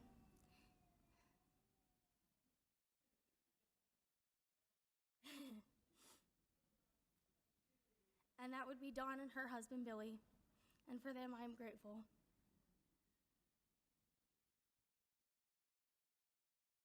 Today, remembering all the hurt and pain keeps me clean. I stay in constant contact with good people and great supporters. I have my brother back in my life today. I have the family that I've gotten to choose. I couldn't have gotten to where I am without the help along the way. I have found a lot of my support in Narcotics Anonymous. I planted my butt in a seat and sat on my hands through the hard times. The nights I wanted to give up, I sat in a meeting. The nights I cried to my sponsor because I didn't think that I could do it, I sat in a meeting. Because of the pain that I felt and sat through, I'm now learning that it's worth it, that I'm not a throwaway person. I do have a relationship with my 2 older kids and with my youngest back full-time. I now get to be in a relationship where I learn that life isn't always easy, but it is worth it. So thank you to Drug Court, Stephanie, Susan, and Judge Williams. I appreciate you. And for Shelley to tell me my kids were gonna find me one of 3 ways, and my kids were always the most important. They were gonna find me dead, strung out, or the best version of me that I could possibly be. And I wanted to be that version for them. Judge Demke, I appreciate you.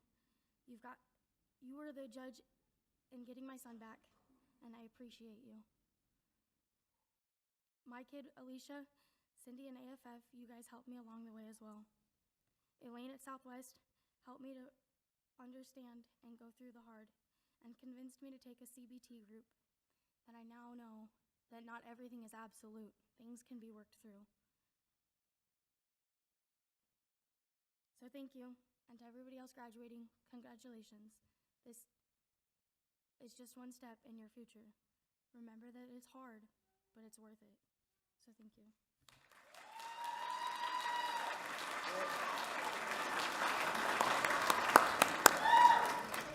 Not so fast.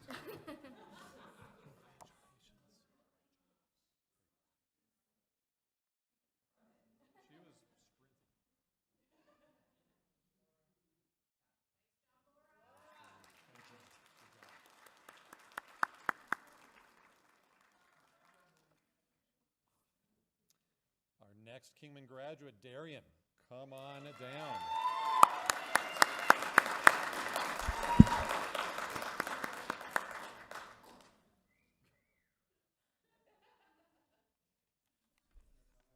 No, I won't like this.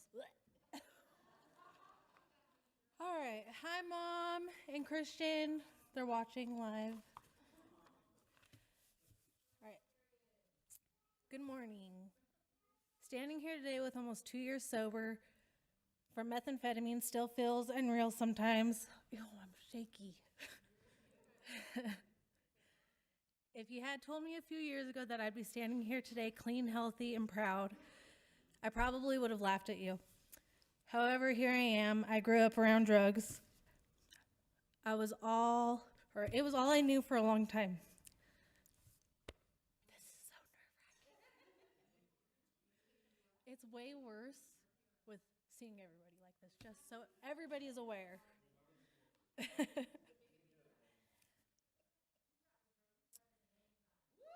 I'm not going to get into my story and things from the past because I've moved forward in life. But I do want to speak about how Adult Recovery Court and the people behind it gave me something I hadn't had in a long time: hope. Oh my God. I'm not looking at you guys. When I came into this program, I was pregnant and homeless. I didn't know who to trust or who to ask for help. However, with my recent sentence of probation, I had a choice: flee from all of this like usual, or stand firm in wanting to better my life for not only me, but my unborn child and my 2 other children. And I asked my probation officer for guidance. I remember meeting with Stephanie that day, February 6, 2024, after a long night of getting high at the Arcadia Lodge. And I cried to her. I said, "I'm pregnant and I'm addicted to meth." She then told me, "I'm putting you in drug court." Honestly, that's all I needed to hear. Someone reached out their hand and I took it. I have been sober from all substances since February 7th, 2024.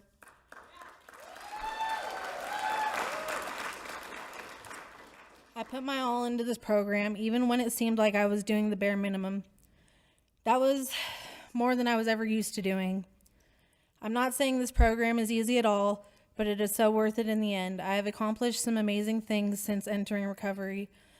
The Adult Recovery Court team advised me to do things legally instead of taking matters into my own hands, which we all know how that ends. And I took my daughter's father to court and I won. Today I have all 3 of my children with me. I'm in a healthy relationship with a correctional officer of all things. I'm now working at Southwest Behavioral as a vocational trainee, and I get to share an office with Shelly, and that's pretty cool. I want to take a moment to thank some of the people who helped me get here. Stephanie Carroll, Diane Dickens, and Michaela Jenkins from Mojave County Probation. Thank you guys for keeping me in check, even when I didn't want to hear it. You all pushed me to do better and held me accountable when I needed it most. To Shelly Banks from Southwest Behavioral, you've been an absolute go-to for me. You never co-signed anyone's bullshit, and you always held your clients accountable. That kind of honesty and consistency means everything to people like us in recovery. And to Judge Williams and Susan, thank you for allowing me to participate in the ARC program. You saw something in me that I couldn't see in myself for a long time. This program changed my life. And to my peers, thank you for becoming my newfound friends in recovery. We've laughed and grown together. Not having to go through this alone made all the difference. You guys showed me what real support looks like. And for all the new ARC participants, especially those in phases 1 and 2, I know it's hard. I know there are days you want to give up, but don't. Stick it out. I've watched so many people over the last 1.5 years turn their entire lives around. You can do it too. Don't be afraid to say yes. Utilize your resources. I believe in you. I may not have ever received a rocket docket. However, I'm still a shining star. Thank you for helping me find my light again. You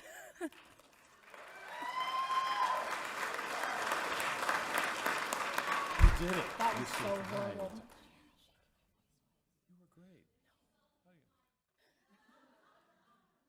I don't think she came across as nervous at all. What do you think? She was great. So I detected a little bit of a side eye there about the rocket docket thing. What was that about? And at risk of setting a dangerous precedent, we're going to present you with your rocket docket today. Your Shining Star Award. So. That doesn't mean you get to leave, though. You still have to stick around. But, all right, congratulations. Thank you. Should we move around? Okay.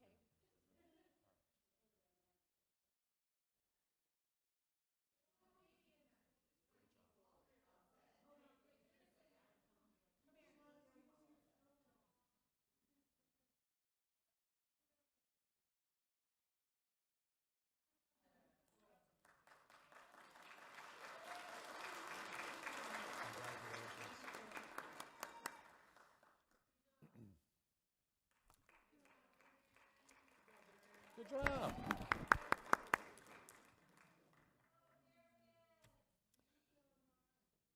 Stephen, come on up.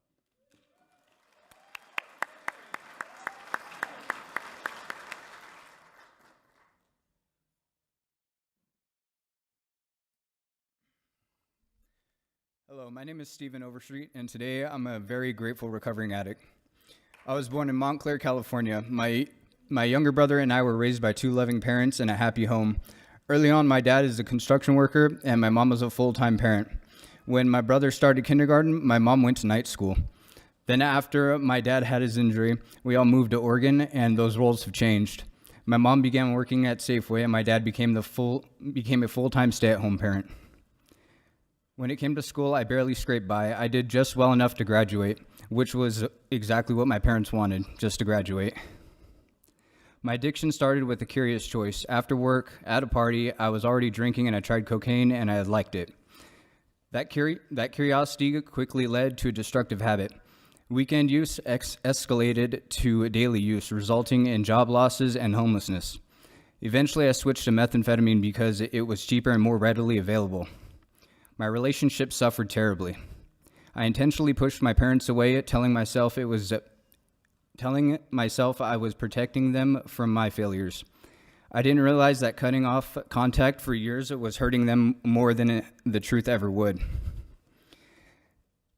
I was on a direct path to prison. I had multiple possession charges, failure to appear warrants, and was facing a third-degree burglary charge. After being extradited back to Mojave County, I was given one final chance to participate in the recovery court. After a couple of required essays and a few sanctions, and as I reconnected with my family, I finally realized that I was done being a menace to society and to myself. I was ready for recovery. Early recovery was a struggle. I would go a few days or weeks clean, but I would always relapse. The turning point came when I went to Revive, which gave me the 3-month jumpstart I desperately needed. I was committed. I attended Mojave Mental Health 3 days a week. I hit NA, AA meetings, and started my own landscaping business to pay off fines in all 3 courts. Keeping busy and productive kept me out of trouble as I looked for a full-time job. Today, my life is completely different. I work full-time in construction, and I run my own landscaping business on the weekends for clients here in Kingman. I have a license, I bought my own truck, and I pay my fines on time. I'm a son my parents are proud of, and I'm a present uncle who enjoys every minute with my niece. And I am a bigger brother that my younger brother can look up to again. My message for the hopeless, the lost, and the people still suffering in this: if you work half as hard looking for your recovery as you did looking for your fix, you'll be unstoppable. And I would like to give a big thanks to the recovery court team and a bigger thanks to Stephanie Carroll. If it wasn't for her, I don't know how long it would have taken me to reunite with my family. Thank you.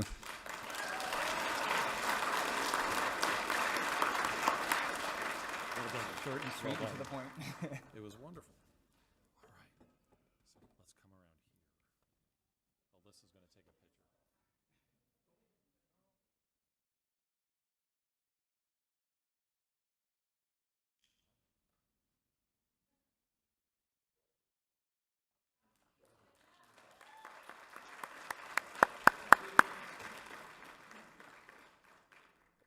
A quick comment about Stephen's family. Mom's wiping away her tears. Sorry to call you out, but you know, when we have clients come into the program, we encourage them, if they have family members, friends, loved ones, to come to court also, so that we can all be on the same page and we can understand what the goals are and what hard work is being done. I can't think of a hearing that Stephen had that one or both of his parents missed. They were always there. Even when Stephen was at Revive and appearing on Zoom on the screen, at least one, usually both of the parents were there. And I just wanted to express appreciation to the family for rallying the troops and gathering around your son. You are definitely a part of the success and his recovery. Thank you.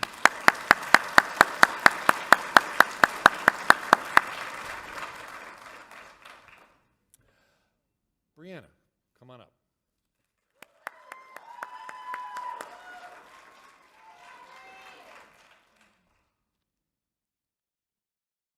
Good morning.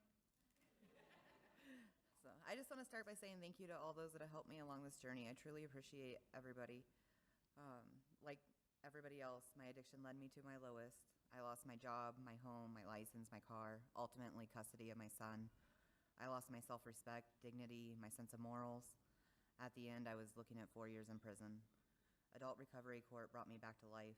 It's crazy to think that just a little over a year ago, I was hopeless and I thought helpless. I remember at sentencing asking the judge not to place me in this program because of the burdens it would place on me. Thankfully, he placed me here anyways. After just a hearing or two, I realized that the adult recovery court was not a burden at all. It was an opportunity. This is what I needed to get what I wanted, which was to be clean, to be a mom again, and a productive human. I wanted to live again, not just survive. It wasn't always easy, but putting my life in the knowledge and experience of the adult recovery team, I now have a solid foundation again to continue to build on. I was given this opportunity, trusted the process, put in the work, and achieved what I wanted. Thank you all again.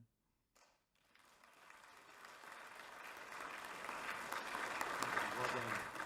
Great job.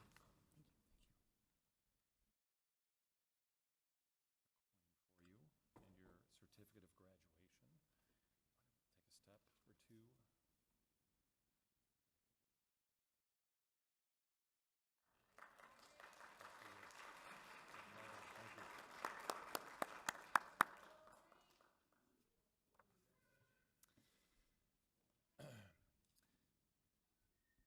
You may have seen her dancing on the sidewalk.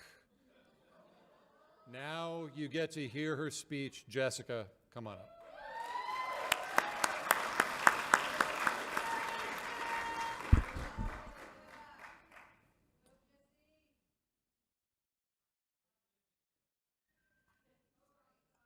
So I would like to first give my sincere thanks and appreciation to the Adult Recovery Court Program. Judge Williams and Susan, you gave me the opportunity to turn around structured guidance. You didn't allow me to approach any obstacle alone and constructively gave me advice to work out the struggle. And you reassured me that life is only what I make it. And my growth comes from motivation. Thank you for bringing out the potential I demonstrate today. Mojave County Probation, for allowing me to correct my actions from a time I was not so well behaved, and the time to unlearn old patterns. Michaela, Diane, and Stephanie, the authority you provide made my transition acceptable. Michaela, you told me to stay connected with you, that I did not have to worry about our connection, that you were here for me like Diane and Stephanie. You were constructive during my company transfer from outpatient to inpatient, and you advised me how to address my concerns to my employer to stay active in my obligations. You showed me having my best interest even when I was in the community.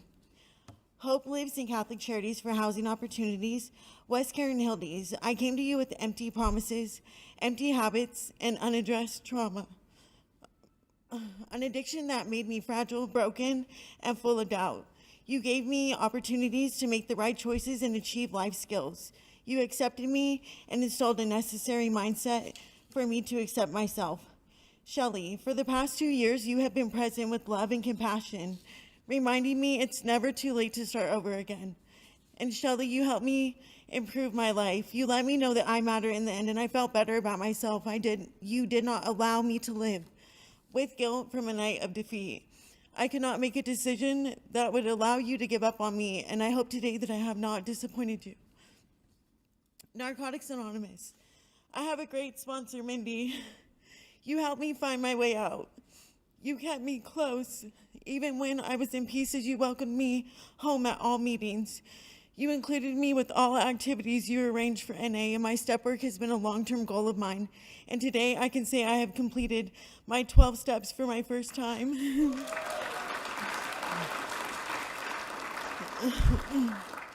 The NA steps taught me to deal with the cards that life dealt me. Even when I pictured my life different, Mindy, you guided me to be comfortable in my skin. Time after time, when I was not ready and life was heavy, you reminded me that there was nothing wrong with me. Sorry.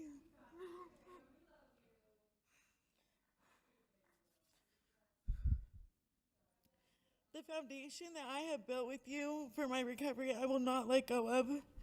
Thank you for being with me through all the milestones and celebrating with me. I also have great support in the Narcotics Anonymous program of friends who are truly about my healing and who have shown me the importance of being of service and not giving away my clean time. Vocational training never let rejection get the best of me. I was secure every step of the way. My instructors had all the answers I needed to live a meaningful life. Chelsea and Alex, both of you waited for me to make up my mind and were there with help. I became a productive member of SBH. Chelsea, you walked me through the beginning of my indifferences, and I didn't have to see myself disabled from a motor vehicle accident. You hired me. You taught me to apply the tools that I had learned and reminded me the rewards that come from making good choices. I gained trust in you, and the knowledge you shared with me opened the doors for a future. Hello, I'm Jessica, and I was born January 17th of 1991. I'm 34, a mother of 3, and I grew up in Riverside, California. My drug use started from a divorce and losing custody of my daughters. I started using meth at 26. I started with petty theft, shoplifting, and stealing cars. I went on the run in 2021 and started using street fentanyl by the time I was 29. I supported my drug addiction with stolen items, shoplifting, and bottle runs. Now I'm a few days into the new year of 2023. I was 31 one stormy night. I was living in Sacramento, California, and my last thought was to walk 4 blocks and I'd be home. But there was a car in the rain, and I was hit by the car, and my neck was broken. It took my last breath, and I couldn't even fight it. I lost consciousness, and my eyes closed. It took a little while, but 3 months later, on March 6th, I woke up. I heard the nurse saying a name that wasn't mine. Opening my eyes, they asked me if I knew who I was, and I think I'm nodding. The hospital didn't have any way to identify me, and I had found out later that my mom had got a phone call. But she wasn't able to identify me either because she hadn't seen me in 5 years. So back into surgery I go to get the tubing out of my mouth, and after that I went to the trauma floor for recovery. Collecting my thoughts, sadness grew deeper than imaginable. It had been months, and I knew this only by my wristband. My birthday had passed. I was in a coma for it. I couldn't talk. They had shaved all my hair off. I had staples from the middle of my head to the middle of my shoulders. I was in Carmichael, California at Mercy San Juan Hospital. During my hospital stay, I slowly started getting my voice back. I was able to walk but not stand on my own, and I was being monitored for the consistency of liquid that I would try to swallow. If I coughed, I automatically failed the test. I was getting really frustrated. Failing this test was keeping me in the hospital, so I left the hospital against medical advice. I had made my way back to Sacramento, and I had knocked on the door of a friend, and he welcomed me to stay with him. I went right back to using fentanyl. It didn't take long, but I had caught pneumonia and right back to the hospital. I needed my staples out, right back to the hospital. I had to wear a neck brace for 6 months, and I would physically swing my arms in pain without my drug of choice and accompany my high with meth. This went on for about 4 months, and then I was arrested. I went to jail in Sacramento on August 8th of 2023. I was being held on charges out of state. I spent 30 days in Sacramento County, another 30 days in Elk Grove County, then came on a county tour. I was boarded on a plane in my street clothes, no laces in my shoes, wearing waist chains. I was the first person put on the plane and the last person to get off the plane. We fly to San Francisco, waited to board another plane. We fly to Las Vegas. The charges were for residential burglary in 2021. I was housed in the North Tower while I was there, and I applied for the SOAR program and was accepted for dorm living with outside rec time and medical visits. I was barely 8 months into my injury. On September 28th, I was taken into fugitive court for being indicted in Mojave County. My court order was to be extradited back to Mojave County for trespassing and residential burglary. After spending 5 months in jail between 3 states, I was sentenced on January 8th, 2024, and released from jail with a Class 6 felony of criminal damages and 3 years probation. I was interviewed for housing in Arizona. Through Catholic Charities, I moved into transitional housing, and I ended up making some bad choices. Wasn't looking for a job, smoking meth again, alcohol in my system when drug testing. I was missing check-ins, not testing or giving dirty UAs. I was left in Meadview, and the officer notified adult probation. Diane came to my house and said, I have one option for you. Recovery court. And a new probation officer. This will be your last chance before I violate you for drug use and not following your terms of probation. I was doing my best to get to IOP, but I was dirty. A few weeks went by, and I had moved out of the address probation had on file. The next week, I missed IOP. I missed my probation check-in. I missed court. Thursday morning, I showed back up at Southwest. Stephanie said to come see her immediately after class. Shelly had my court order from the day before and told me about these meetings I was supposed to attend. I nodded my head and said, okay. Shelly looked at me that day with the deepest concern because I was still getting high, staying away from anybody noticing there was something a little different about me. Shelly says, Jessica, will you go to residential treatment? I responded, yes. Where? Bullhead City to Hildy's house. It's a 90-day program, and you will be able to appear in court over Zoom. So July 18th of 24, I left Kingman. I was unprepared and faced an undesirable outcome, but I put a smile on my face and I started unpacking, trying to ignore the hurt, hoping I was getting a little bit stronger. At Hildy's house, I got the medical attention, physical therapy twice a week. Daily, I spent time completing workbooks related to the trauma I'd been involved in. I've been embarrassed by the way my accident shows on me, but while in treatment, I was introduced to NA and AA. I received key tags for milestones and coins and rocks for AA trivia. This unfamiliar reward system let me see an accomplishment that active addiction could not offer. Kat was my NA meeting support.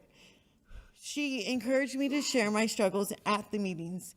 Kat made the connection to get me into the Rose Garden to be able to come back to Kingman. I found comfort in my safe environments. These things helped me build consistency with staying clean, and relapsing does not have to be a part of my life. No matter the breakdown I faced, my willingness for recovery has always been the strongest commitment I have blessed myself with. Probation has taught me that independence comes from facing it all, and accepting my challenge will build me back stronger. I have been in adult recovery court since May of 2024, drug testing twice a week, weekly, bi-weekly, and monthly court dates. The compassion I've been shown in recovery court showed me how to change my opinion of how I participated in the life of addiction. While accepted into recovery court, I was given the structure needed to see the negative and positives in my life and where I have room to make the change. Through my recovery journey, I have accepted my injury with the positive regard to myself that it was not my fault. Regardless of the driver's condition, I'm a person, and they still fled the scene. And I was badly hurt. The physical effort I put into my recovery is my inner strength from the deepest part of my heart that I can learn to heal and not think of myself as beyond repairable. I graduated from residential treatment on October 16th of 24. Taro's Health assisted me to medical appointments for aftercare. At Westcare, I started personal healing. I let go of fear, gained a secure sense of self. I planned, I prepared, I learned, I listened. I applied tools I never knew how to use. Most of all, my communication improved. And unforeseen occurrences don't give fair warning, and I won't ever be ready to let life let you forget me. But on January 9th of 2023, I was found by the Sacramento Fire Department on the side of the road of Watt, IED, and Morris. I was being treated for a motor vehicle accident, and I couldn't have asked for more, but emergency services rescued me. Today, I have 16 months clean. I have a home.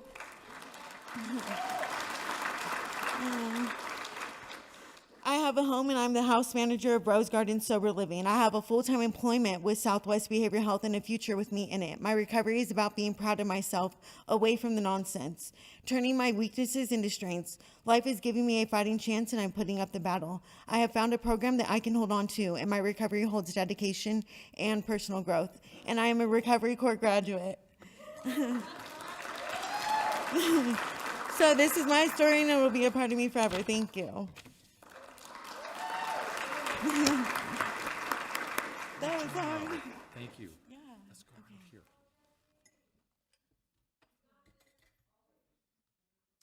Here is your certificate of graduation.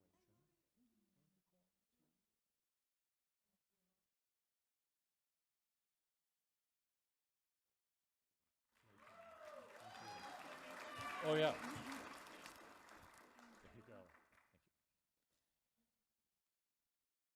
Thank you. The next graduate from Kingman. Wet your whistle.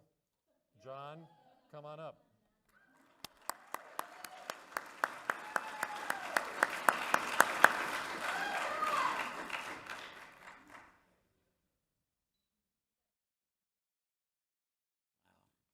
Nervous, yeah.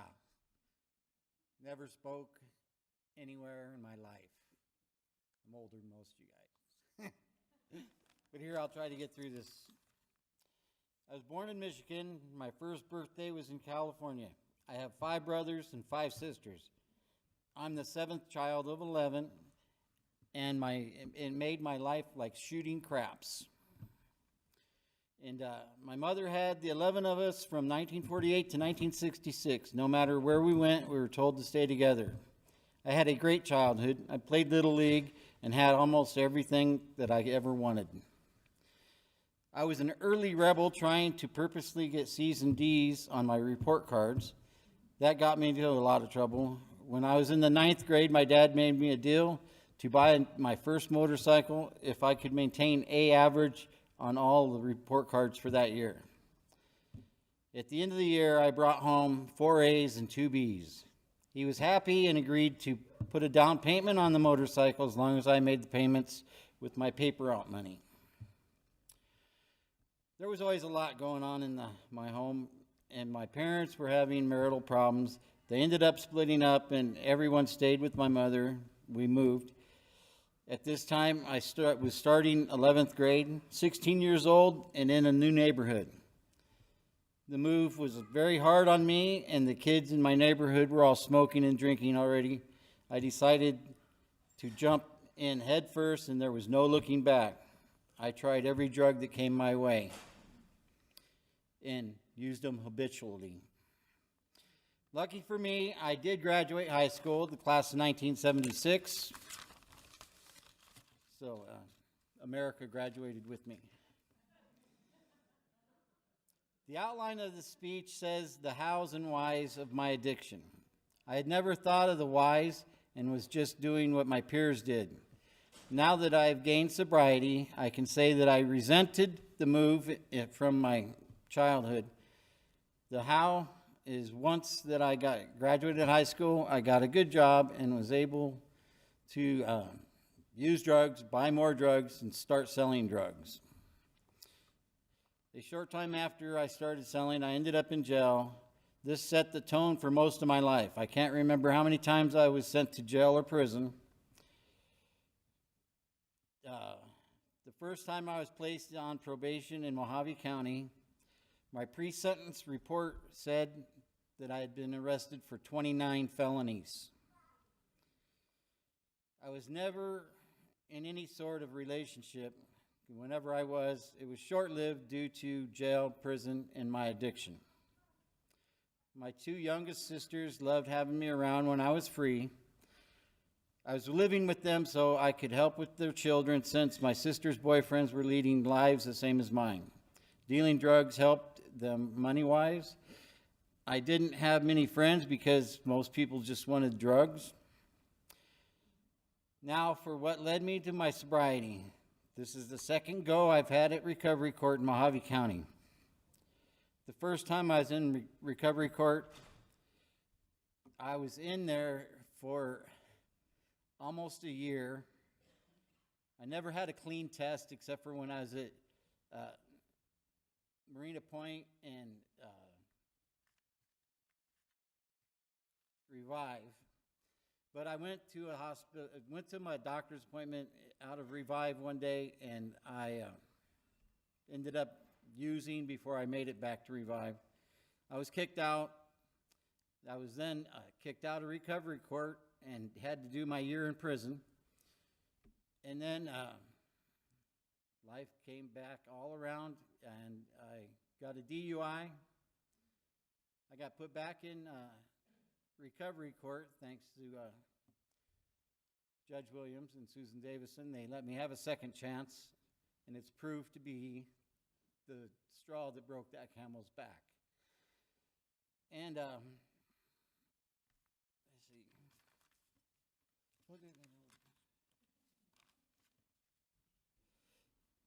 So this time, I made my mind up that no matter what, I was going to complete the courts, everything the courts wanted me to do. I ended up in Revive and surrendered to that program. I was able to get new teeth at this time, found out I had cancer. I am now in treatment for cancer. When I first got clean, I didn't see any changes in myself. As time went on, I started seeing little changes. But my final words to everyone that are that if I can break out of using at 66 years old, they can do it. I believe you can make change in your life at any age. Thank you.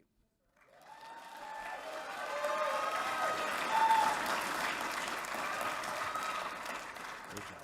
Great job. All right. It's your certificate of graduation, John.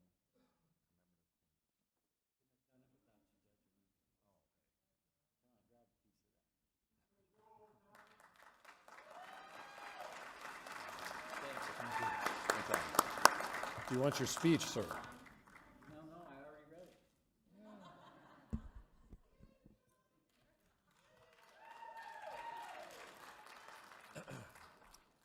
All right.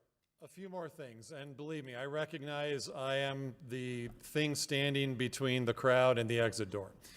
But I have a few things I want to say. First of all, if you are a graduate, if you graduated today, please do not leave. Please come on up to the front for some photo opportunities. Family, you're welcome to do that also. But we like to get at least one group photo of all the graduates before you leave, okay? Second point I want to make. I do try to count my blessings any chance I get. And then especially around the holidays, you think about the things you're thankful for. To quote a song I'm fond of, these are blessings not just for the ones who kneel. But I am very blessed to work with a team of professionals, again, that makes this the best part of my job. It's made this, being a judge, a very rewarding career. And it kind of starts at the top. This program wouldn't be possible if we didn't have the support of our leaders, like Presiding Judge Steve Moss, like court administration, Kip Anderson, Ronnie Walker, our probation chief, and then Susan. Again, I've often said if any good comes out of these programs, it's because of Susan Davidson, our treatment coordinator. Yes, absolutely.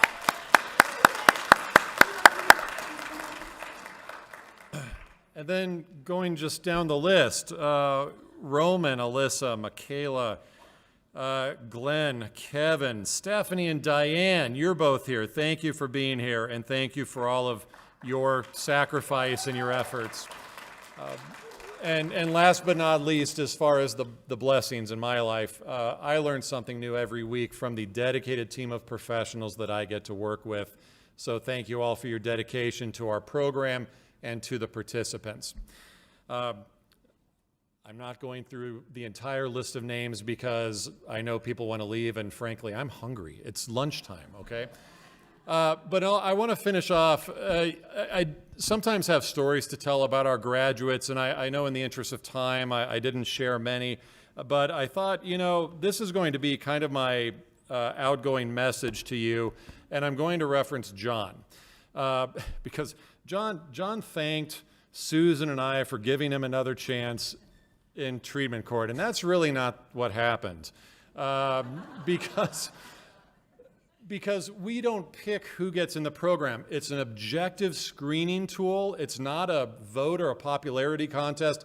If you meet the requirements, you're in the program. And so I worked with John during his first stretch in the program, and there were quite a few Blue Mondays, or Tuesdays as the case may be, where, holy cow, you were stubborn, and you were very tough to work with. And John eventually washed out. He was discharged from the program. His probation was revoked. He wound up in prison. And then I found out he was coming back, and Susan told me, and I said, this can't be true. And so I hopped on my computer, and I pulled up the case file, and I see the order, John Sain is coming back to recovery court. And I said, what? I said, who was the sentencing judge? And I look it up, Judge Carlisle. And I shook an angry fist at the air and said, damn you, Judge Carlisle!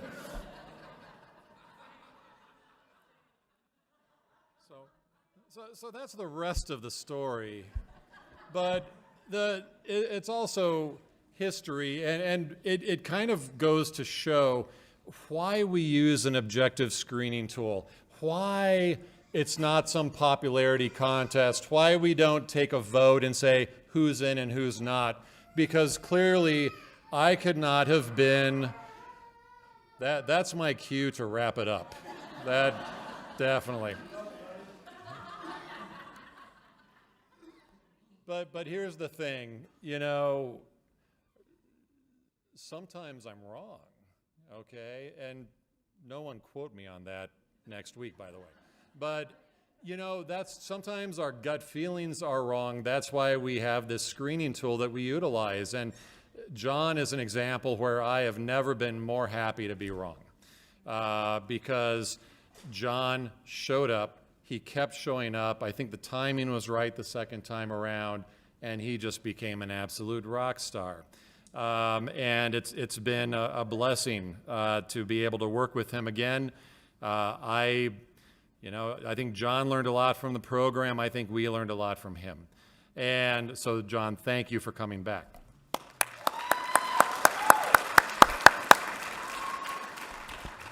And my parting words to the rest of you, especially if you are in this program now, maybe in phase 1 or 2, maybe struggling, maybe not sure if it's right for you, keep showing up.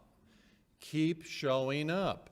Show up, work hard, and be honest, and you will succeed. Everybody, thank you very much for your attention this morning. To our graduates, best of luck to you going forward. Thank you. And graduates, please come on up to the front.